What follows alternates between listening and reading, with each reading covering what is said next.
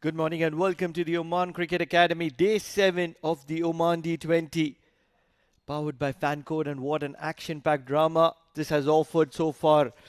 Some nail-biting thrillers. It's time for match number 15. It's Renaissance Challengers versus Yalla Shabab Giants. These visuals are live brought to you from the Oman Cricket Academy, Turf 1. And what an entertaining tournament this has turned out to be so far. So first, to start off, let's have a look at the pitch.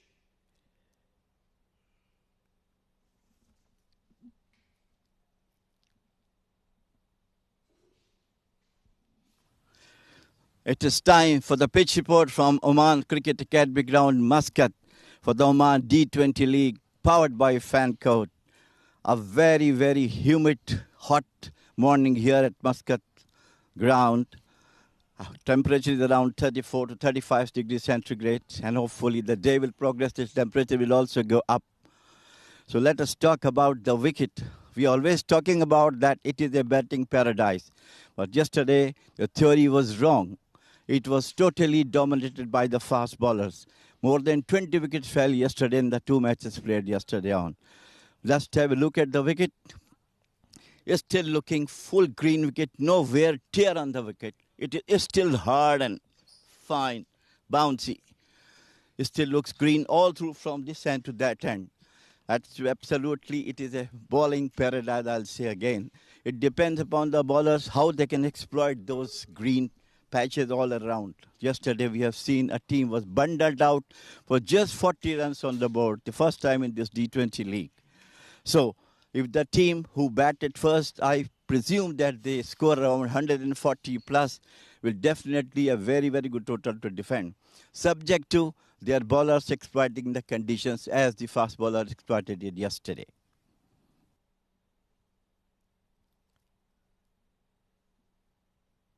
You've heard it from the horse's mouth, Mr. Jamil Zaidi. He's one of the most experienced, and looking at the points table, Majis Titans right at the top, very comfortable with 8 points. Tied at 6 is Yalla Shabab Giants, who are going to be playing earlier today. And along with Yalla Shabab is Royal Oman Stallions. And tied at 4 points is IS Invincible and Muscat Thunderers. They're looking to get into the competition. And one team that has still not arrived is Renaissance Challengers. They're going to be playing against Yalla Shabab Giants, and they're going to be having an opportunity. Could have been a situation where Renaissance Challengers could have easily reached to 6 points. 3 very, very close encounters, not going their way. But still a long way to go in this tournament. It's just day 7. And it's a 15-day tournament. And that's where all the teams will have sufficient opportunity to change their situation.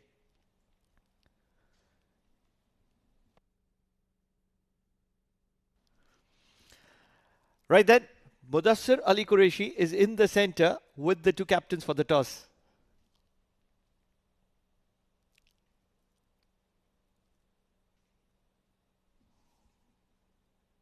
It's toss time, ladies and gentlemen, here at Oman Cricket Academy. The sun is beating down here, and Renaissance Challengers takes on Yalla Shabab Giants. The captains are next to me, Hamad Ifraq leading Renaissance Challengers, Yalla Shabab captain Jay Odedra, and us, of course our match referee Mr. Rahul Asher in attendance. Hamad will flip and Jay will call. Khanjar is the call. Khanjar is the call, and Khanjar it is. Jay, you have won the toss. What have you decided and why? We would like to bat first because in second inning is very difficult to chase. Yesterday I also observed 2 matches, so we would like to bat first, and our two opener also give a last match good start in power play. So that's why. Going has been good. 3 wins in 4 matches. What is the secret for your consistency? It's a team unity. It's good at the moment. Is each and every player give a good with good intention and a good approach. So that's why. And finally, team news. Same score. All the best, do well. Thank you. Hamad, they have asked you to bowl first. Your thoughts? Yeah, actually, if we won the toss, we also want to bowl first. So it is good for us that we are bowling. But if last few games, if you will see, unfortunately, it is not in our favor. Today, inshallah, we will try to make it happen, inshallah. 3 matches going till the last ball. How is the mood in the camp and how are you keeping your team motivated? See, this is very disappointing for us, but unfortunately, we are not keeping our head low. We are playing and we will fight till the end of the tournament, inshallah. So we will see, inshallah. Today, we will try to win this match. Any changes compared to the previous one? Yeah, one change is there. Rafi Rana is going out and Shabaz Shah is coming in. Best of luck and give us a good game. Thank you so much. News from the center is that Yalla Shabab has won the toss and they have decided to bat first.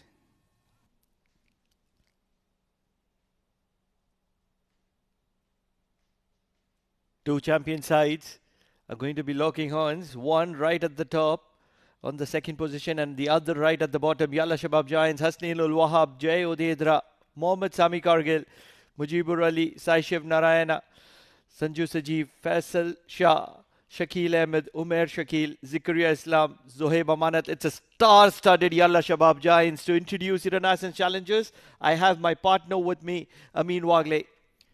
Hamanullah Rafiqi, he's been probably that lone warrior for the challengers. Asif Khan Pathan finding himself in the wrong end at the wrong time for the last few games. Hamad Ifraq, the captain. Hamad Mirza will have to join the party very, very soon. Hanifullah, the hat-trick man from the previous game. Nadeem Khan, Prithvi Machi, the southpaw, and he'll look to get a good start. Shehbaz Hussain has now been included in the squad. Surprising not to find Rafi, who has been a good, performer with the new ball. Sufyan Mahmood, the champion, and Syed Amir Shah along with Usman Ali rounding off Renaissance challengers, winning the toss and electing to bat. It's a decently bright and sunny morning here. Friday morning at the Oman Cricket Academy. You can see with the flags that of course it is a little still at the moment. I mean, do you have a pill for getting luck in your favor? Because Renaissance challenges require it. 3 games going to the wire, not even one in their favor. Very weird sort of a situation they find themselves in. All of them going down to the wire, and it's not like they've looked out of sorts. They've had their flashes of brilliance. Even in the game last afternoon, they had some spirited bowling performances. They had a hat-trick in that power play phase where Hanifullah just arrived here at Oman D20, powered by Fancode, announcing his arrival in a very, very grand sort of manner. But then after that, things just kept getting out of control at crucial junctures of the game.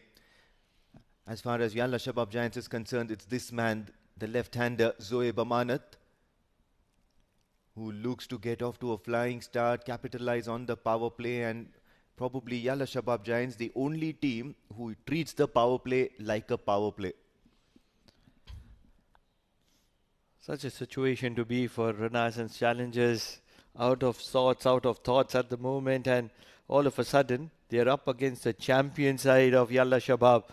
They'll have no remorse, no mercy on Renaissance challengers, and that's where Renaissance challengers, despite all that has happened in the last week, will have to forget it and start fresh and start strong against a team like Yalla Shabab Giants, because Zohaib Amanat and Hasnain will have some thoughts in their mind, and that thought will be to attack. Well, you've seen all the teams have played 5 games till now, so this is probably the second leg of the series.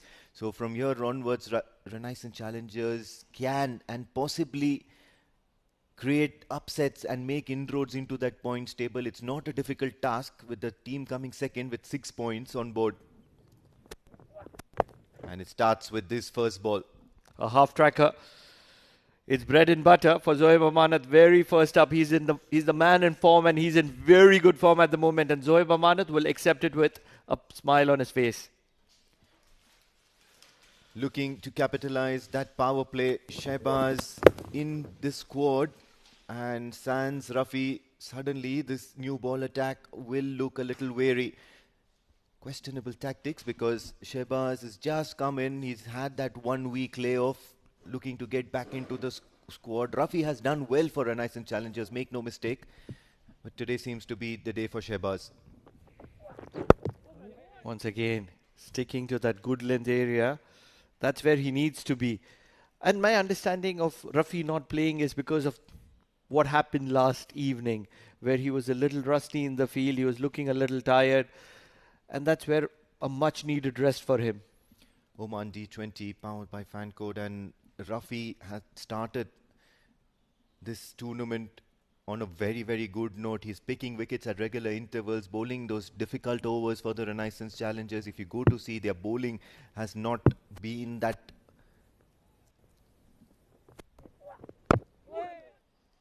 Yeah, his bowling, the bowling for Renaissance Challengers has not been a problem. It's probably them losing the plot in the middle of the innings with the bat in hand, not winning those crucial stages in the game. On a wicket like this, you just need to be around the good length area. That's what Amanullah will be suggesting, Shehbaz, that don't think too much. Zohaib and Hasnain can't do much if you're around the good length area. And I beg to differ. Once again, around the good length area. But manufacturing a shot is Zohaib probably would be leg buys, but that intent of shuffling across the stumps is what resulted in it. Yeah, certainly. And a poor sense of anticipation from Hamad Mirza behind the stumps. One would just want him to step up to the plate and make sure that the bowlers have his backing here. Slight tickle down the leg, and that's all it takes for the left-hander Zohaib Amanat to score his runs. And talking about anticipation, Zohaib Amanat at his best. Understanding that Shehbaz is going to be swinging it in. Once again, it finds the gap, should get a couple. This is a good start for Yalla Shabab Giants. 10 of the first over and still a ball to spare. I guess he's certainly looking to get Zohaib Amanat tied up with that front foot flick that he's looking to play more than often. And all he needs to do is probably quicken the pace a bit, bend his back, and then go for those sort of deliveries. A hint of swing or seam movement of the deck, and Zohaib Amanat could be in trouble. Yes, once again, this time in the air. It's only going to be a single. He needs to come around the off-stump area because at the moment he's probably sliding a little too much towards the leg. 1 over done, 11 for no loss. Yalla Shabab Giants, they're off to a flyer.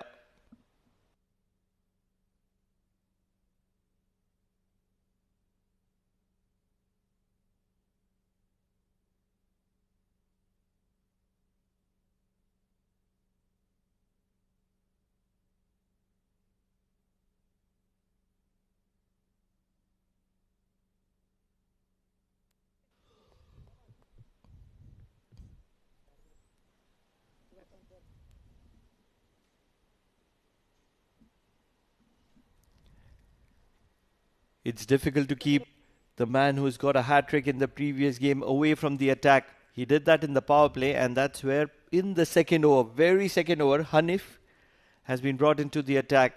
Probably to counter the left-hander. Absolutely, but little would the left-hander know that his stock delivery is the one that comes into the left-hander. What a good player is Zohaib Amanat. Very light on his feet. Plays with the soft hand, brings in the bottom hand when required every now and then. And his shot making, very effective, very selective. He's very impressive, Zohaib Amanat. Love the way he makes the stroke, love the way he keeps the scoreboard ticking as well, scoring in multiples, looking to take on the bowler during the power play. Makes for a very attractive opening slot batter for any team. Probably the right mindset. This is going to be interesting. Hasnain, he had some intentful innings in the previous outing, and that's where he would want to make it count here. At the moment, Hasnainul Wahab is banking on the fact that power hitting is his forte. Inside out. He's got some good part of the bat onto it. Not a lot of legs. And it'll just be a single here. Not happy Zohaib Amanat. You wanted that second. He should have certainly looked to take on the fielder. Hasnainul Wahab is a powerful hitter. He's got that intent. He's got power behind him. On the other hand, Zoeb Amanat very calculative and precise. Long on is that area which is always under threat when Zoeb Amanat is playing, especially with Hanif bringing the ball in. What I really like about Hanif is the areas that he attacks the bowlers. Last evening, the left-handers had absolutely no clue. Exactly. Long on is the area that he's going to be looking at, and this is exactly what was expected out of Zoeb Amanat and his bat.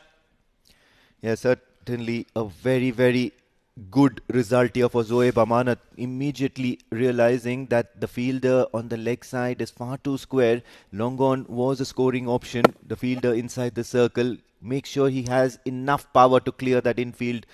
And a good result here for Zoeb Amanat. 4 runs. Should go shorter, and that's exactly what he needs to do. Much better for Hanif to finish that over of 6 runs from that over of Hanif. 2 overs done, 17 for no loss.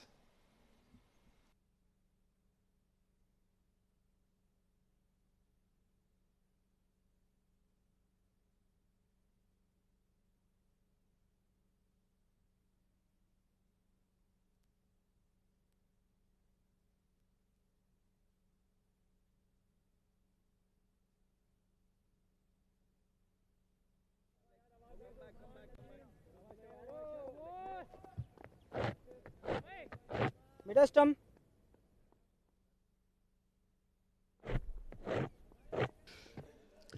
Shahbaz continues from the Oman LNG end.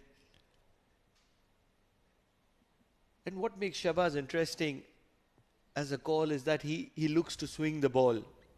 He's not got an opportunity against Hasnain, and this is going to be interesting. Big shot. It's only going to be a single to deep square leg. You're looking forward to Shahbaz? Could it be interesting? Well, he's a worthy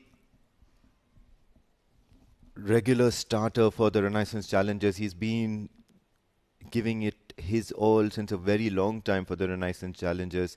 Looks a little more leaner and fitter this season.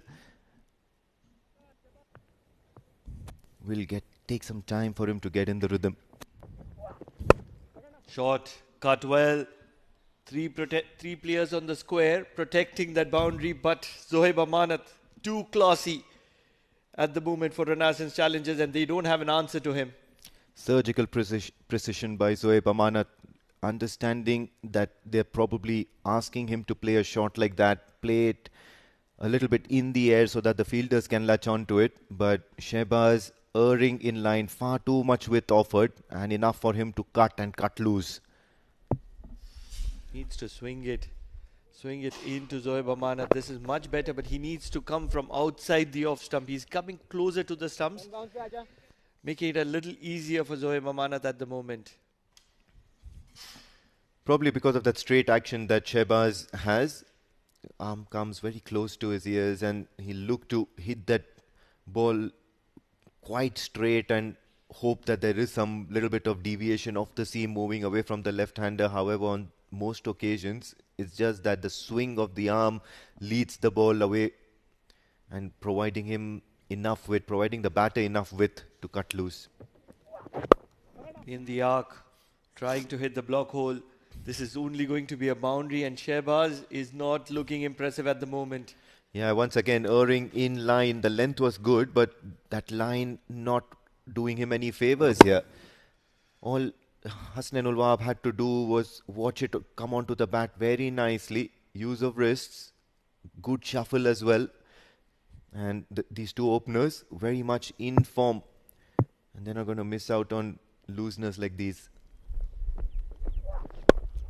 Much better. It was the slower delivery.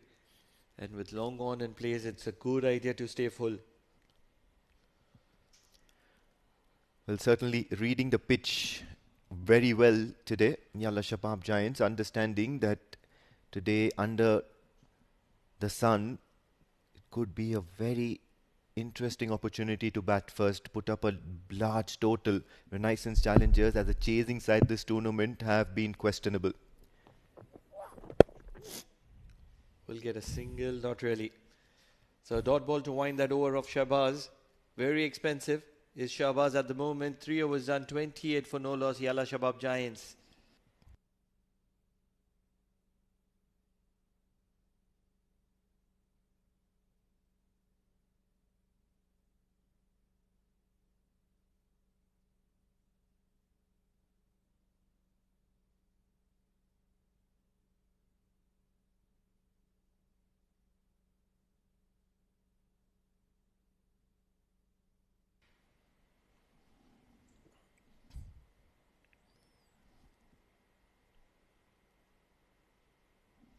Hanif will look to continue from the Oman tail end. I mean, tell me, one of the reasons for Yalla Shabab Giants to bat first is probably understanding that Renaissance Challenger do not have a strong and solid pace attack.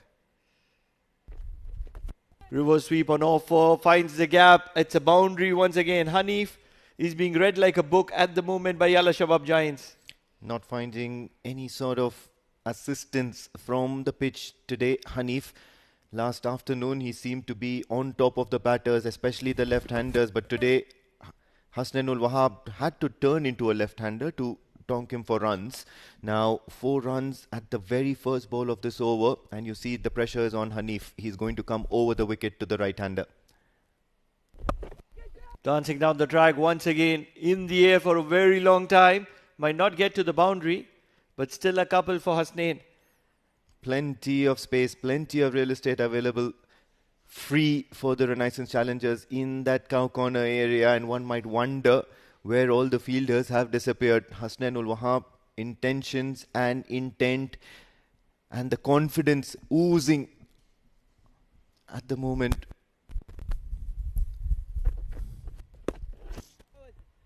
Still not able to understand the strategy or tactic of Hanif here, because if he's playing with that field where there are 3 players on the square, you need to be bowling shorter and wide of the off stump.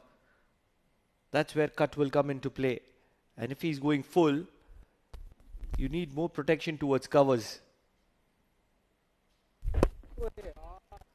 At the moment, not bowling to his field, and that's where he's leaked most of those runs. Well, he's certainly getting the length right. The line also, if you look at the last 2 deliveries, it has been outside the off stump. He's looking to bowl wide. It's just that the batters are at the moment on top. Trying to go fuller once again. My problem with that line and length is that slog sweep comes into play and there is nobody towards the deep mid wicket. There is a deep square leg. If you're bowling from over the wicket, you want the batter to look to sweep. So the fielder at deep square leg should come a little more towards deep mid wicket. That's exactly where most of the shots will be played once you go fuller. This one's towards long on. It's only going to be a single to end the over. Yalla Shabab Giants are 35 for the loss of no wickets.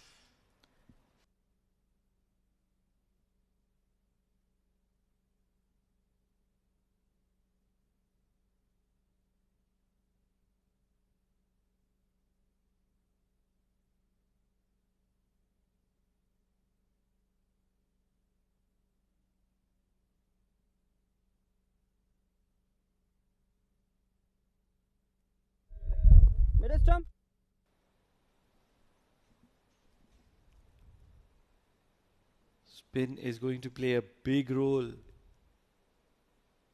for Renaissance Challengers. That's their strength. They have a few quality spinners, one of them being Nadeem, who is going to be coming into the attack from the Oman LNG end. You like the strategy, playing by spin? Well, that's been their success mantra, the Renaissance Challengers. Whenever they look for a wicket, it's got to be Nadeem. Oh, they are celebrating, yeah.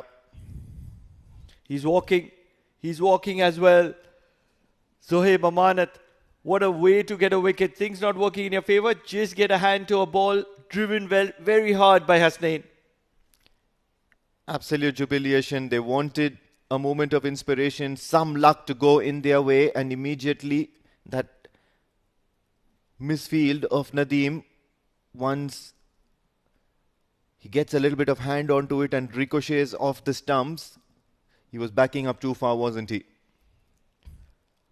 always looking for that extra run, and in the process, a quality player like Zohaib Amanat is going to be probably walking back to the dugout in the worst fashion possible. Yeah, he's not looking very convinced. Yeah, Zohaib Amanat nearly halfway towards the pavilion, so he knows what his fate is going to be. Just have a look at that once again. Hit it hard, straight, and just a faint trickle or a faint touch of Nadeem. It was as straight as an arrow. This will give us a better idea. No two thoughts that the ball has flicked past Nadeem. It went through his hands, and no two thoughts about the run out as well. And that's where Zohaib Amanat is very confident, walking back in a hurry. And that's the confirmation with that red light. So the first wicket, a breakthrough for the Renaissance challengers and a chance for them to get back in the game at the stroke of the power play.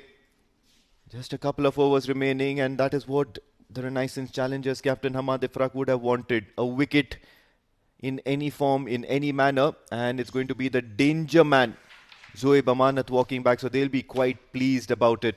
In walks Zikr-e-Islam, a good striker of the ball and probably the right tactic. Yalla Shabab Giants have that luxury at the moment to have more than one or two power hitters who can capitalize the power play.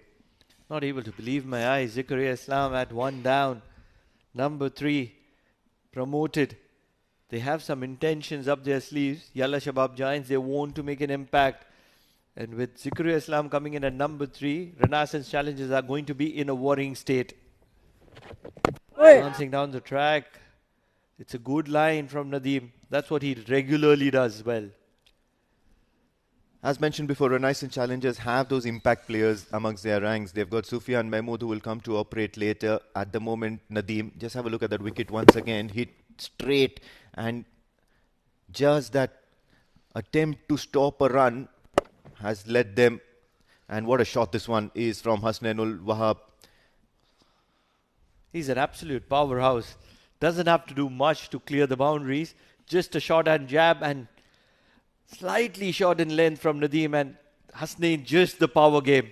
Yeah, he was onto it in a flash. Look at that ball once again. Short in the zone as far as the line is concerned. All he had to do was rock back onto the back foot and help himself. Has he done that once again?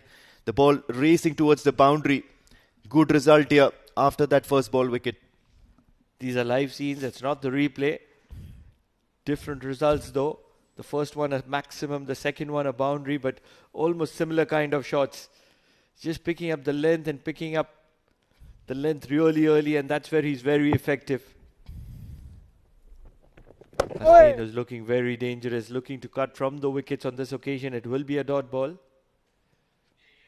Yeah, and that's what confidence does to you. Hasnainul Wahab, for the past couple of innings that he's played, he's looked to play his shots, he's looked to enjoy his time out there in the middle and score runs for the team. And that is where he's being absolutely effective for the Yalla Shabab Giants. Much better from Nadeem. They will scamper for a quick single. 5 overs done, 11 runs and a wicket from that over of Nadeem. Though it might not be in his account, but a good over for both the sides come to an end. 5 overs, 46 for the one Yalla Shabab Giants.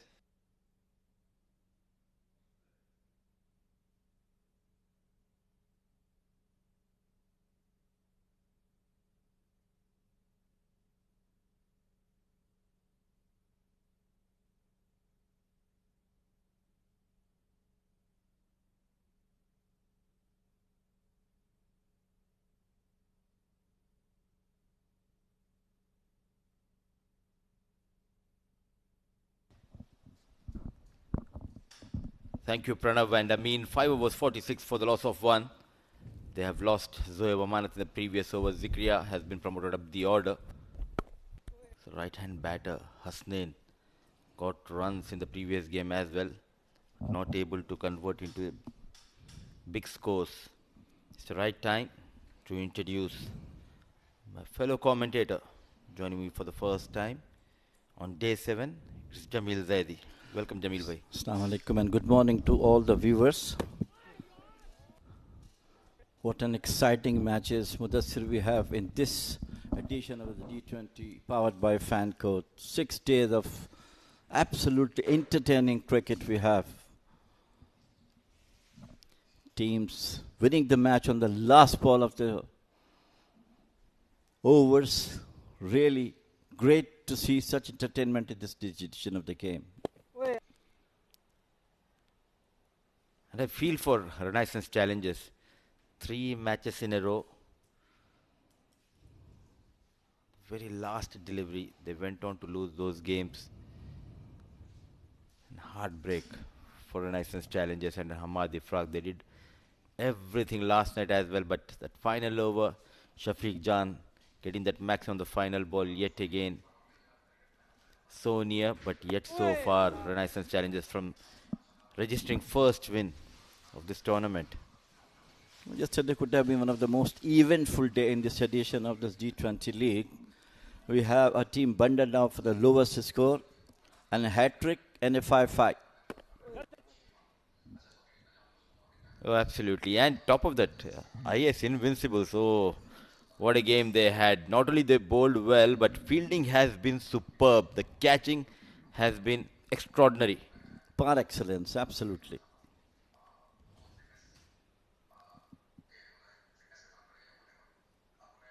The final over of the power play. Taking his time, applying himself. Good to see someone like Hasnain not trying to hit every delivery.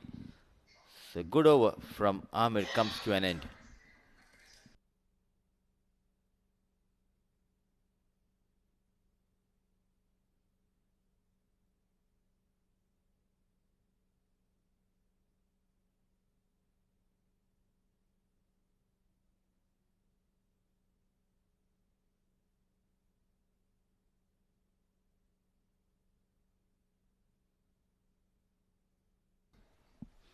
Now I like this promotion. Jamil Bhai Zikriya Islam got plenty of runs previous season, but this tournament, prior to this match, he was used at number 7, number 6 position, but such a talented batter. But it won't be easy as after a long, long time he got an opportunity top of the order.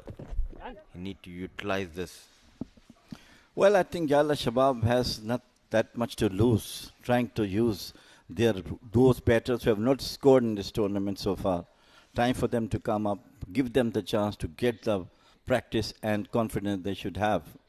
And that's what they did with Zakaria Baba, sending him at number 3. What a hit. Clean hitting. Hasnain ul Wahab taking on Nadeem this time. A proper connection between the ball and bat and fetches him a maximum. Brilliantly. Just timing is perfect. Just look at that shot. Just puts one leg down over to the square leg boundary for the maximum. Looks to be in a great touch, Hasnain ul Wahab. The moment he arrived on the wicket, start playing his natural game. A strong lad. This has been the problem for Hasnain ul Wahab throughout this tournament. Every time he got that start, he just gave away his wicket the way he did on the previous delivery. Nadeem, what a comeback after going for a maximum. Hasnain ul Wahab has been taken at long on by Amanullah Ifraq. Well, I think it is what we're always talking about. Kufu to someone hitting a maximum, the next delivery he got out. Similarly, a bowler was bowling fine and then suddenly he got a wicket. So he was brilliant, playing his knock of 32, but finally it's Nadeem who got the second wicket.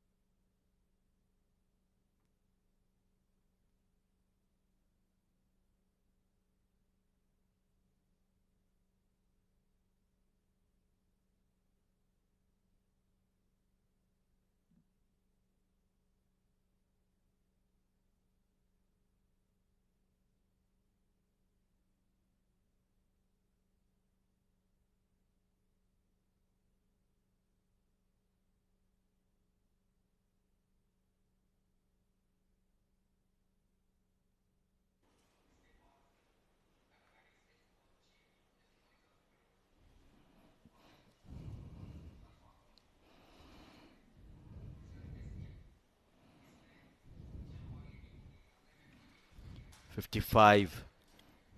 Both the openers back in the head, but what a comeback by Nadeem. Not afraid to give that flight and invited him to go big after going for a maximum prior to the delivery.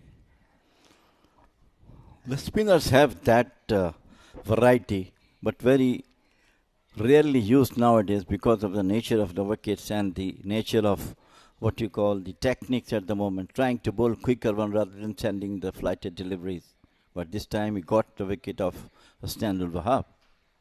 The quicker you bowl, the quicker you go out of the park. Variations. Oh, brilliant pitch of delivery here. Slight turn. Some purchase for Nadeem. Contrasting the match of yesterday. Once again, nicely bowled, and they go for a quick single. It's hot and humid, but credit should be given to the players as well, the on-field umpires. The fitness level of all these players are up to the mark.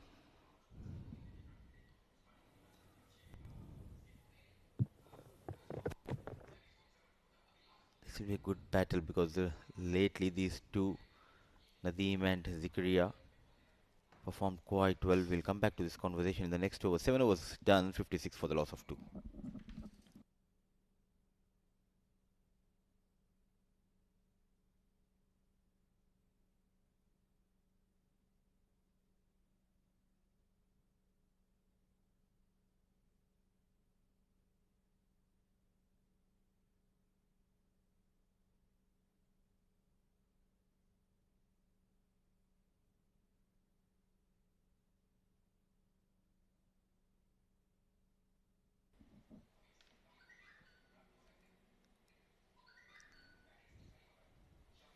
Another batsman who's short of runs is Mujibur Ali.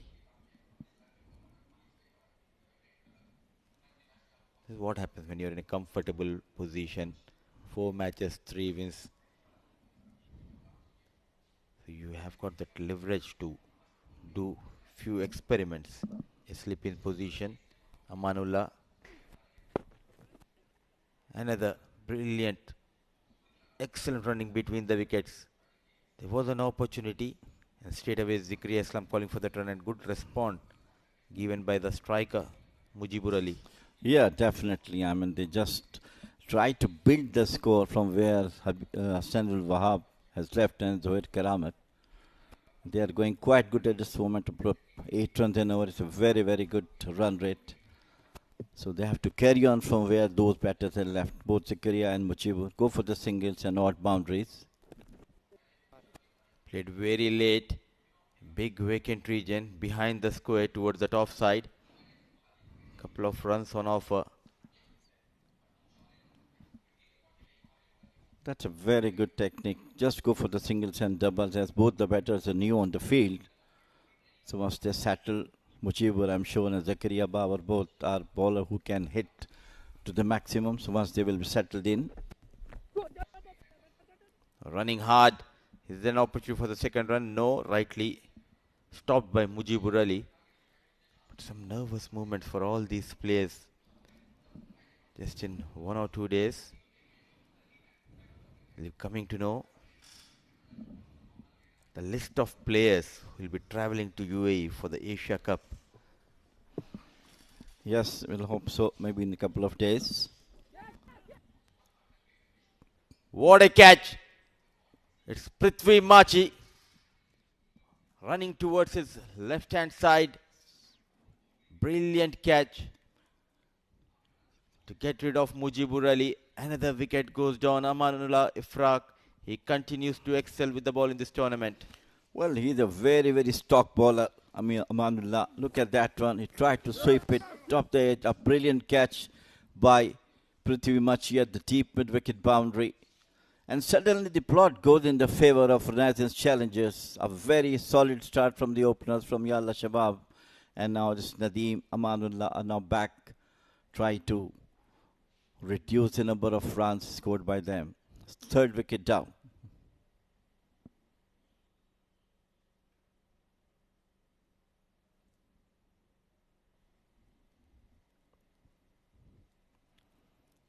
It's quite hot in the middle.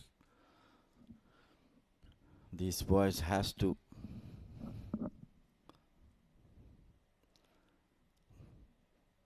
keep themselves refreshing.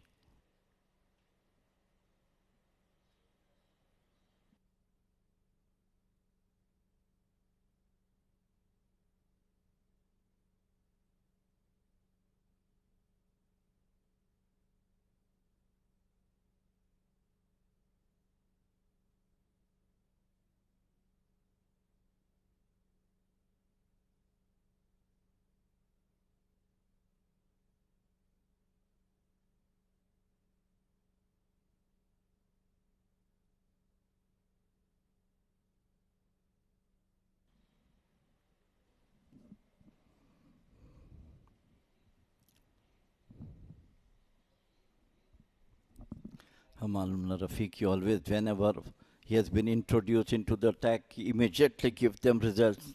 And exactly what he did just now.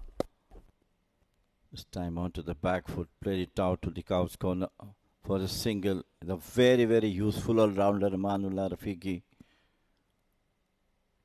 Brilliant fielder as well. But unfortunately, his team is not clicking. He's trying his best to do at his own level, getting some wickets, good runs, and some fine fielding. The batting has been a big problem for Renaissance Challengers in this tournament. The bowling unit and the fielding has been superb.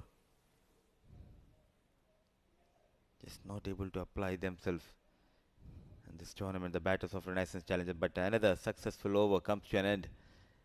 So 2 wickets going down in the last couple of overs. 8 overs done, 3 wickets down for Yalla Shabab Giants.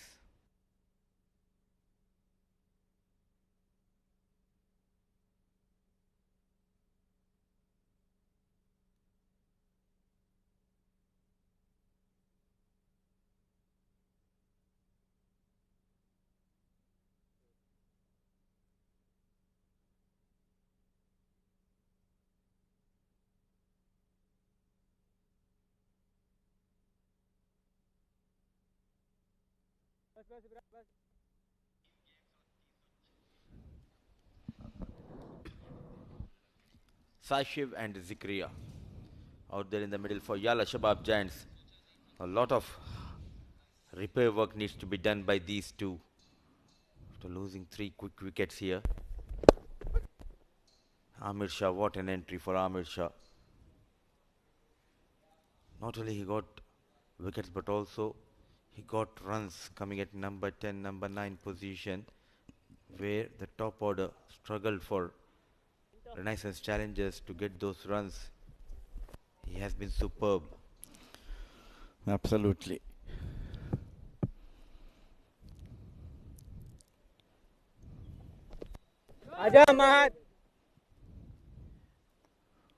This will be a good contest. Zikria got an opportunity after long time. He's taking his own time. Sashib, as we all know, is a technically very sound batter. Big heave, just falling short of Prithvi. Well, I think it happens that when a couple of wickets down, the run rate automatically becomes slow. And these two correctly said that rebuild the innings. They have to look for the singles more than going for the boundaries unless they do have. Open the face of the bat, but the fielder is there. Some quick runs required. Singles definitely is required at this moment of the game to keep the scoreboard ticking. They have very good opportunity to stay at top 3 on the points table. Driven nicely behind the square. No stopping. What a placement from Zikria Islam. The bowler is not happy, but 4 runs what matters for Zikria and 4 more runs for Yalla Shabab Giants. Beautifully placed. Perfect timing. Fixed the gap beautifully to the cover point. The fielder was trying his best, but it was so nicely placed. No chance for the fielder to stop the ball. Beautifully played. Boundary, much needed at this moment of the game.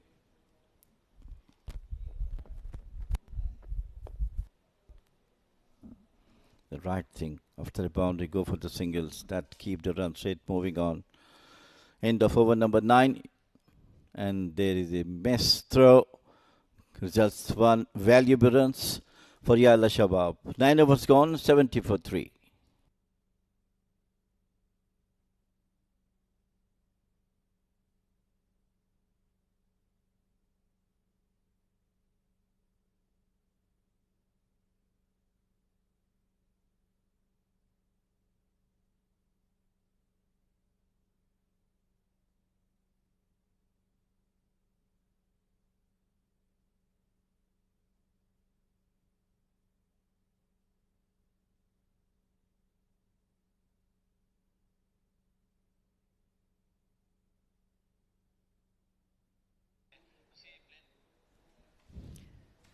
Nine overs 70 for the loss of 3. Slowly, the run rate just coming down, but what a shot by Saishif, playing with the field. Excellent effort coming from Shehbaz, certainly saving couple of runs. Overall, cricket has been up to the mark in this tournament. Yes, beautifully placed. It was a great effort by Shehbaz, right on the fence, stopped the ball with his boot and prevented the boundary. Once again, played it out to the sweeper cover. So now runs are coming through the bat of Zakaria and Saishiv. That's what the time required for them to go for singles and doubles and an odd boundaries we're talking about.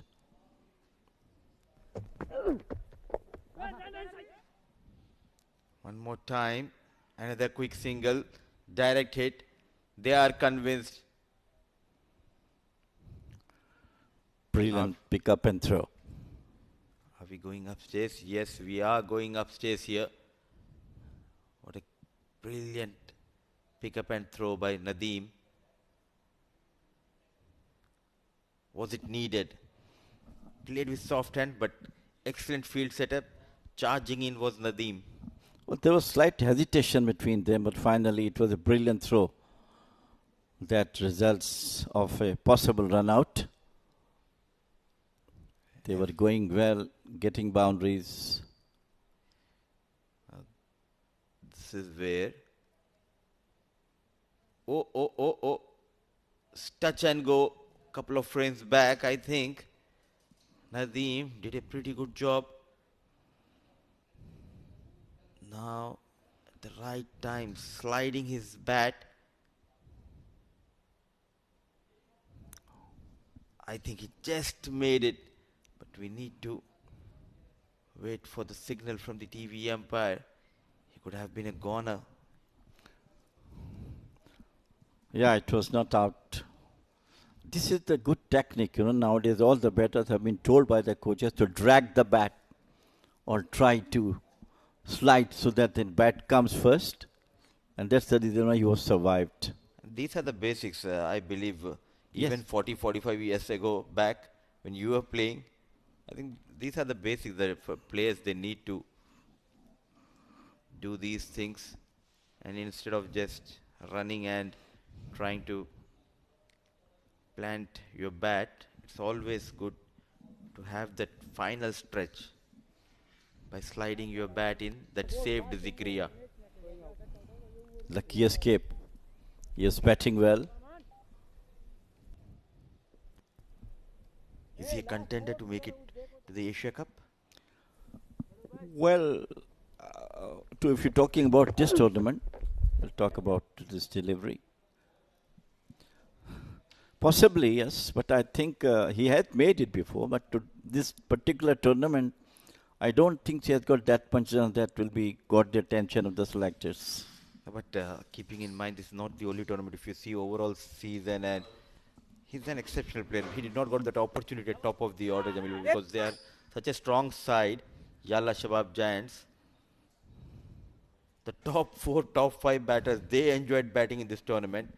Zikriya is a very talented player who can get you those runs in the death overs, in the middle overs. If the team needs, he can come and he can anchor the innings as well. Well, secret will come out in a couple of days once the Oman teams will be announced. Very near.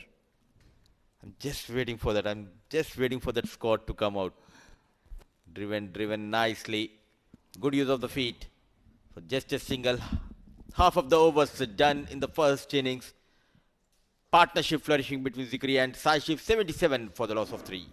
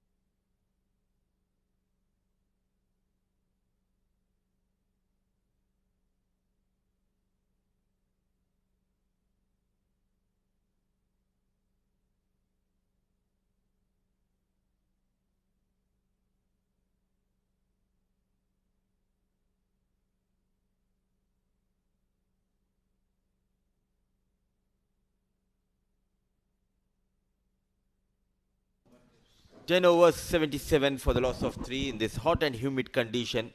A much needed break was taken. And Amanullah, 2 overs, 13, a wicket to his name. Zikaria Saishiv out there in the middle. Next to me in the comm box is my fellow commentator is Pranav Mehta joining me for the first time today. Very good afternoon, Pranav. Hope you are doing good. Absolutely, especially after that wonderful juice that you brought for me. Budipa, how are you doing this morning, this afternoon? Early morning because we have triple header, but looking forward for some fantastic games. So you have a juiced you and me. It's not my problem, Pranav, because I tried my best because of Friday and Juma prayers. The shops are still closed, but hopefully soon you'll get your juice here on your table. And Sufyan Mahmood, he is getting ready, not happy. It's something, the field setup, I believe. In testing conditions, the preparation for the big tournament, credit should be given to the board, Pranav. Absolutely. This tournament is so important in the context of that Asia Cup, which is supposed to be coming in very short. Performances here will account for their positioning. A good big performance can make your name in the top priority of Asia Cup. Waiting, really waiting for that announcement of the side. It's going to be one topic that we want to talk on. As if we wait for Shah Rukh Khan or Salman Khan's movie, eagerly waiting to know the playing squad. In fact, the squad which will travel to UAE for the upcoming Asia Cup, and for that, this is the preparation, the right preparation, and a good opportunity for all the players to perform and showcase their talent. Big shot on the leg side. Fielder keeps the hold on to it. Nadeem, he's very good in the field. Sufyan doing what he does best, picks up wickets at regular intervals and breaks the back of oppositions. This is their strength, bowling and fielding so far in this tournament. Even the likes of Yalla Shabab Giants, they are feeling the heat. Change of pace, brave enough to come into the arc of Zikriya. Safe hands, Nadeem making no mistake. He's having a good game. Zikriya Islam departs. Wicket number 4 goes down for Yalla Shabab Giants.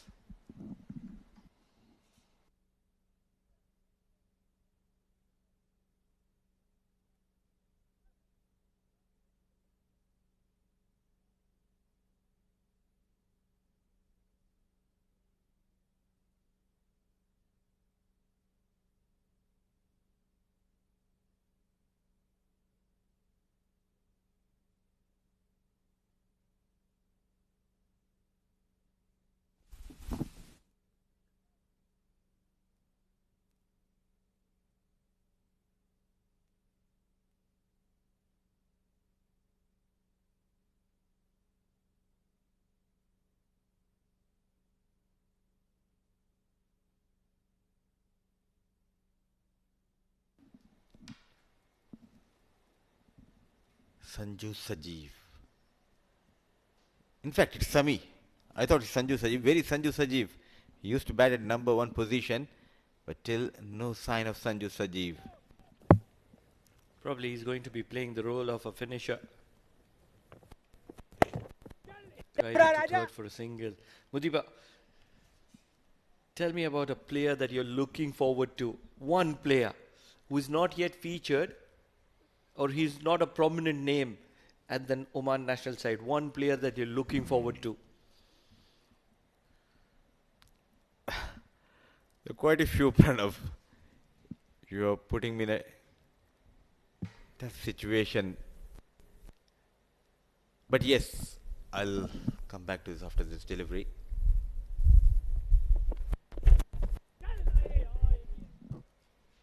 There are quite a few players who performed well, but as you said that you're looking for just one name, I think the fast bowling department, Hasnain Ali Shah, he needs some support from the other end. And I think Shah Faisal, the left arm quickie, I'm looking forward for the fast bowler to make it into that Asia Cup squad. That will give some strength to that fast bowling department with Hasnain Ali Shah and Shah Faisal, both very quick. And they have got that plenty of experience of playing in domestic games. I hope you agree with me.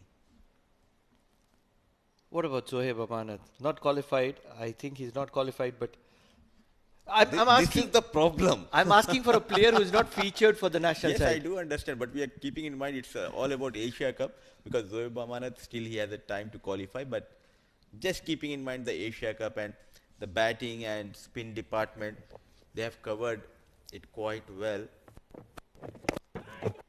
Wayward down the leg, easy runs. 3 runs will be added to the total. One player who hasn't been in the mix of the national side at a prominent level, and I feel will have a big role in the Asia Cup. It's an assumption. I feel it's going to be Wasim Ali. See, Wasim Ali, he was part of Oman national side which travelled to UAE last year for Gulf Cricket Championship. So if you're looking for a new face, I think Shah Faisal for me, but see, everyone has their own choices to make.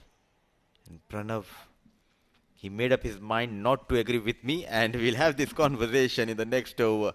A good over from Sufyan Mahmood. Zikr Islam back in the hut. Sai Shiv and Sami out there in the middle for Yalla Shabab Giants.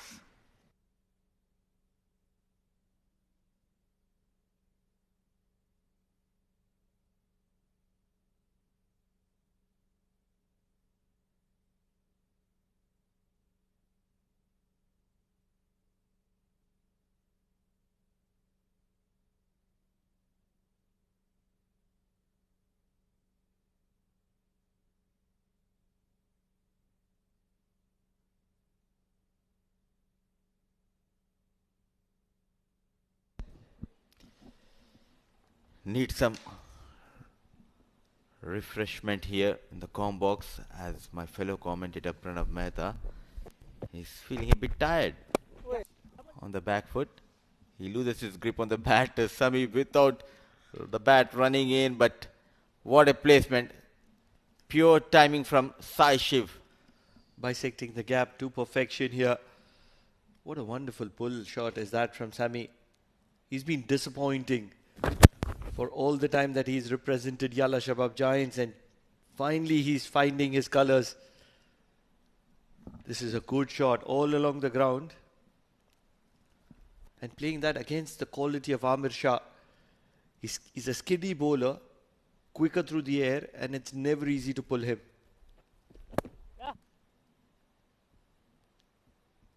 So Faisal Shah, we agree? You need to agree with me. I agree. I agree with Faisal Shah. At last. Okay, let's ask you a difficult one.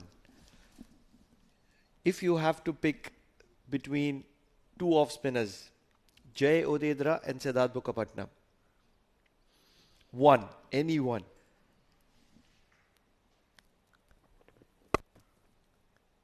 Played straight towards the fielder, keeping in mind the amount of bowling you did in this tournament on the previous tournaments and the amount of wickets which you have got.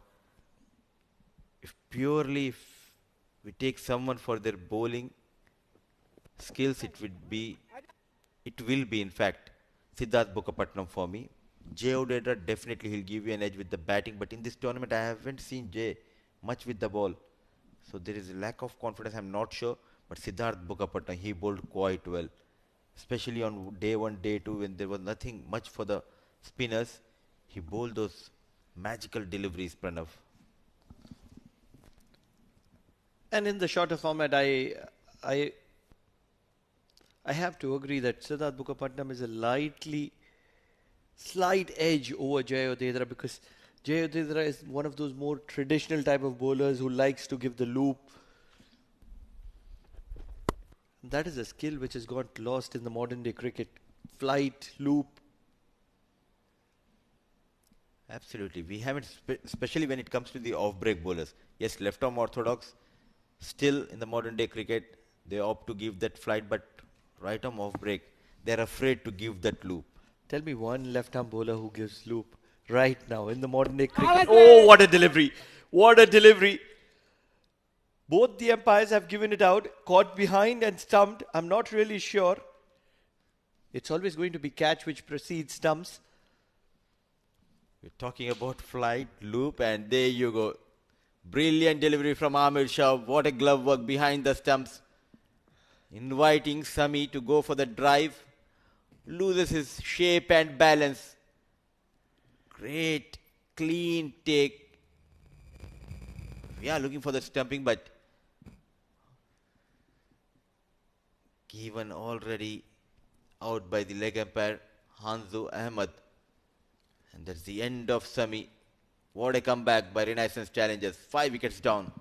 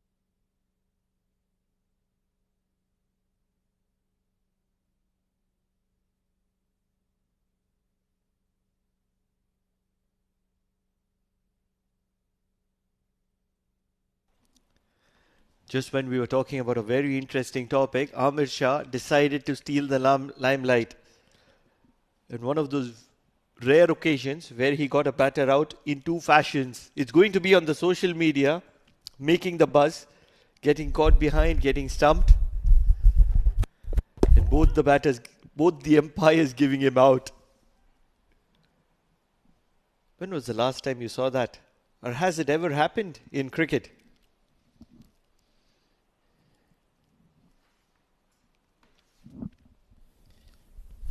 Just cannot remember when was the last time, if I'm not mistaken, it was in one of the leagues back in India in 2015 or 16, but I'm not sure, Pranav. But yes, this is a rare moment which we have seen a couple of deliveries ago. And arrives J. Odedra, the captain. So much of talent. The competition level is up to the mark here. As we have seen Muzahir getting those 5 wickets, all of a sudden, he looks completely different bowler, but the fielding has been superb last night. And I really feel that, yes, not taking it away from Muzahir Raza, but one thing which stood out for I as invincible, international standard fielding from them. I cannot put it anywhere else. It is the best fielding effort in the Oman D20, in the domestic circuit, in Oman. For me, I've never seen something in comparison to that. Oh, I completely agree. Mansoor Mazhar, what a catch. Backpedaling. A full length dive. Coming around the wicket. In a new role, not with the new ball. Hanif has been introduced very late into the attack. And in the slip, I think it was Haitham Bahar who took a low catch. That is why we always say catches win matches. And also a catch at point. I'm not sure who the fielder was. I think it was Pasindu. I think it was Rashmika. Rashmika. But what an effort. Another over in favor of Renaissance Challengers at the moment.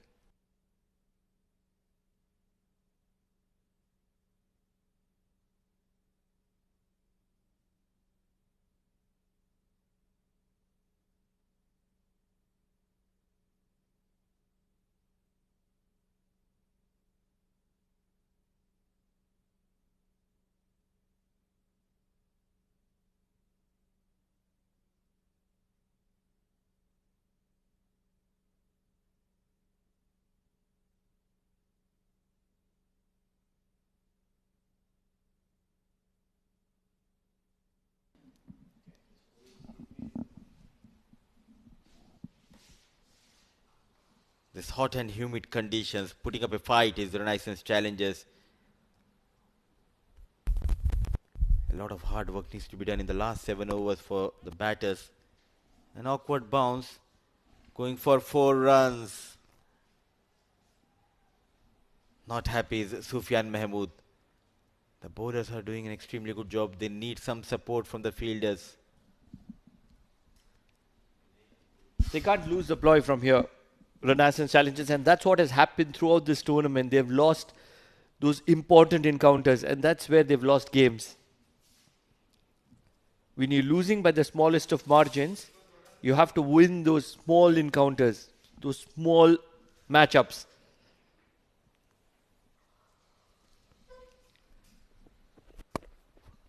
Cut hard straight towards the fielder. For almost the 3 back-to-back matches, for 239 balls they were in the game. Just the 240th ball not going in their favor.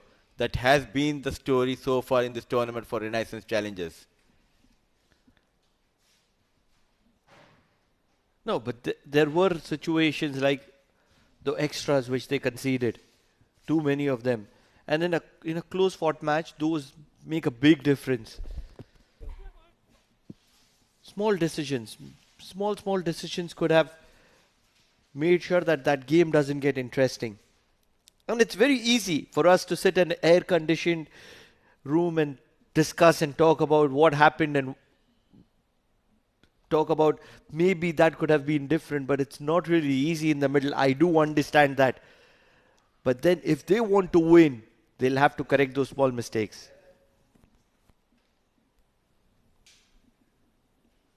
Unlucky so far in this tournament. Renaissance challenges. Width offered, slapped. No stopping. Beautifully managed. Lovely timing and placement. 4 runs. Looking good. Looking good as Yalla Shabab Giants. This is what makes them special. They keep coming back at you. Find ways to counter-attack. Find ways to dominate. Yalla Shabab Giants, what a star-studded side they are. They lose 4, they lose 5 wickets, doesn't matter. They'll still keep coming. And talking about man, whom you didn't give preference, is he's on the non-striker's end. Wonder if he heard you. And he's walked in early.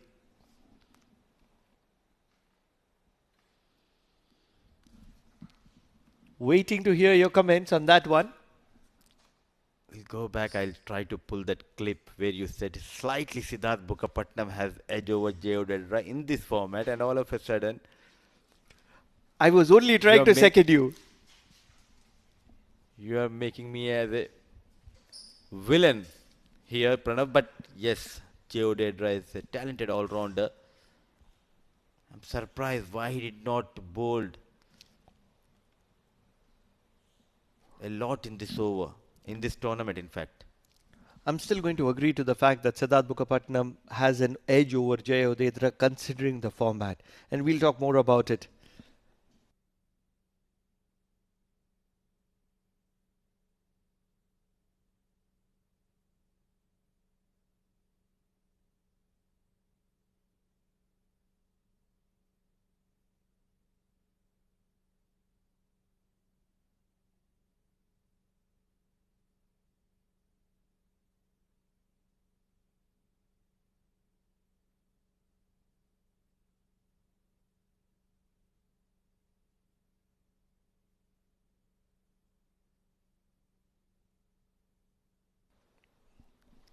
Fourteen overs, 103 for 5.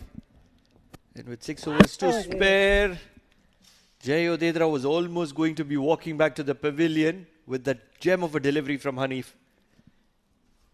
Coming around the wicket. Slow in the air, inviting Jay to go for the drive. Going has been tough. After a brilliant start provided by Zohaib and Hasnain, they just lost the plot in middle overs.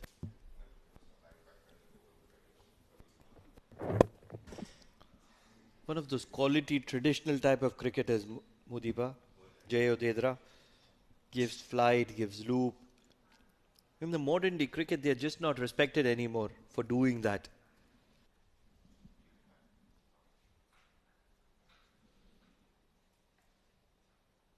Completely the game got changed with the shorter format coming in. Goes down one knee. And that too in some 20, 25 years, 30 years back, people used to have outbreak bowlers. They were wicket-taking bowlers, especially in the test matches. But now that art is slowly fading away, but at the right time, the likes of Ravichandran Ashwin and Moeen Ali bringing life into this game with their off-break bowling. And Hanifullah takes one more wicket in this tournament. Took some time, Ahmed, the on-field umpire, before raising his finger. A poor shot selection from Jayodedra. Wicket number 6 goes down. Guess that was an inside edge on to the pads. And looping to short covers. Ahmed Shah takes a good catch here. So just when there was a small partnership stitching between Jayodedra and Saishiv, Jayodedra is going to be departing back to the dugout, and all of a sudden 6 down. Yalla Shabab Giants are at a position of getting all out.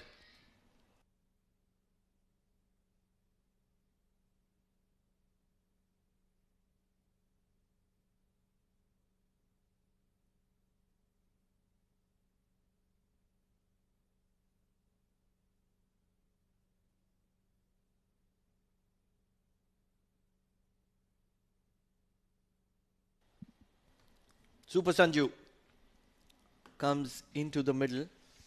And I really feel, Mudipa, that in the longer format, 50 overs, I feel it is Jay Odedra who is the better pick in comparison to Siddharth Mukherjee because of the loop fly.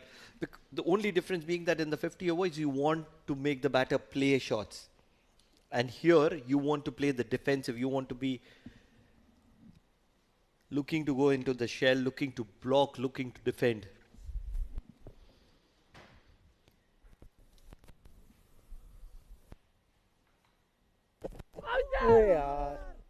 To go for the drive, and my apology, I thought this is the first time he was introduced. In fact, he's bowling his final over here, Hanif. And this is what happened a couple of deliveries ago. While swing, ball just stopping and taking that top edge. Amir Shah making no mistake. It's going to be a single to long on. And that'll sum up the 15th over. 3 runs and a wicket for Hanif. It's a good spell. 1 for 19 in his 4 overs. He's a player that Renaissance challengers have found. 15 overs done, 106 for 6. Yalla Shabab Giants.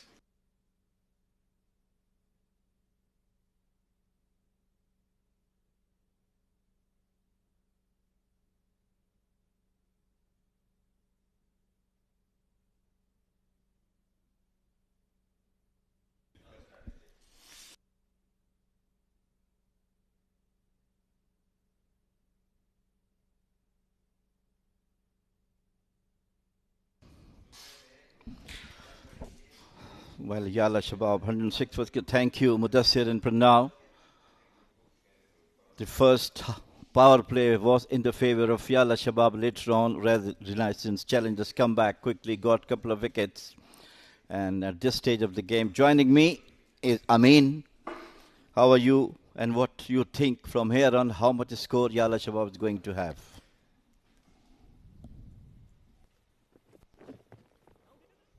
Works it away towards the onside for a single. Sanju Sajeev and Sai Shiv Narayan there. Juma Mubarak, Jamil Saab. And of course, this is a good result here for the Renaissance challengers. They've managed to keep the Yalla Shabab Giant batters very quiet, picked up wickets at regular intervals and made sure that they are not running away with this innings at any cost. So, good result for Renaissance challengers, but it's still job half done at the halfway mark. It's not even a full innings yet. Beautifully bowled this time. Beats the batter outside the off stump. Nadeem is always a hard-working bowler. And what a spectacular matches we have in this decision of this D20 League. Powered by Fancode. Yesterday it was one of the best day, I believe. Coming down the wicket, back to the bowler. 3 milestones have been achieved yesterday. The lowest total of a team and a hat-trick and a 5 bye. Yes, of course, a 5 especially for Muzahir Raza, knocking on the doors of that national team. This time. Oh, he's picked it up. A soft appeal, or rather a very spirited appeal as a matter of fact. Nadeem, look at those figures there, 1 for 20, and in this over he's conceded 3 dot balls, so this is a comeback of sorts here. Yes, nicely bowled from him. He's always a hard-working bowler, Nadeem, getting wickets, trying to contain the runs flow from the batter. Coming down the wicket once again, not timing properly, but straight to the fielder at long on. And this is why Yalla Shabab Giants is in that top 2 spot. You'll see Sai Shiv Narayan now 25 balls, 27, and he knows that the onus is on him to play the aggressive shots. On the other hand, Sanju Sajeev is no stranger to big hitting.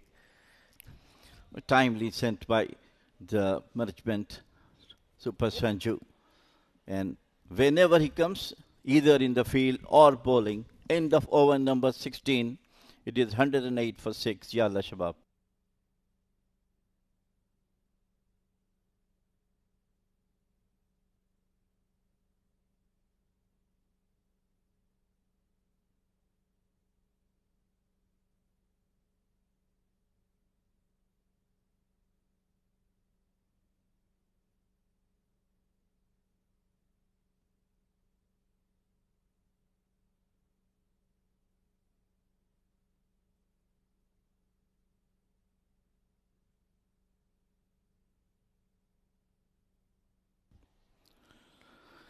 Still a long way to go for Yalla Shabab. Only 108 on board. It's still 4 overs to go.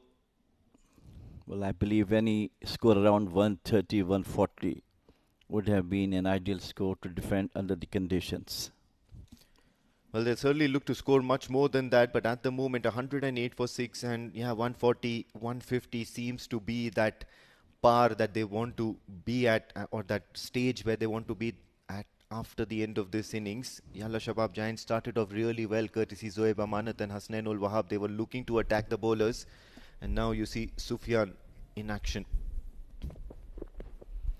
Very wide outside the office stump, tempting the batsman to come forward, but it's a wide. Well, extras are not going to be their best friend, the Renaissance Challengers. They've done their bit, kept the Yalla Shabab Giants quiet, made breakthroughs at regular intervals. Extras and free runs, lackluster fielding, these are the kind of areas that they don't want to explore. The contrasting day today. Yesterday it was all in all, it's a fast bowlers game. Today all the wickets except 1 or 2 been to the fast bowlers. The spinners was taken most of the wicket today.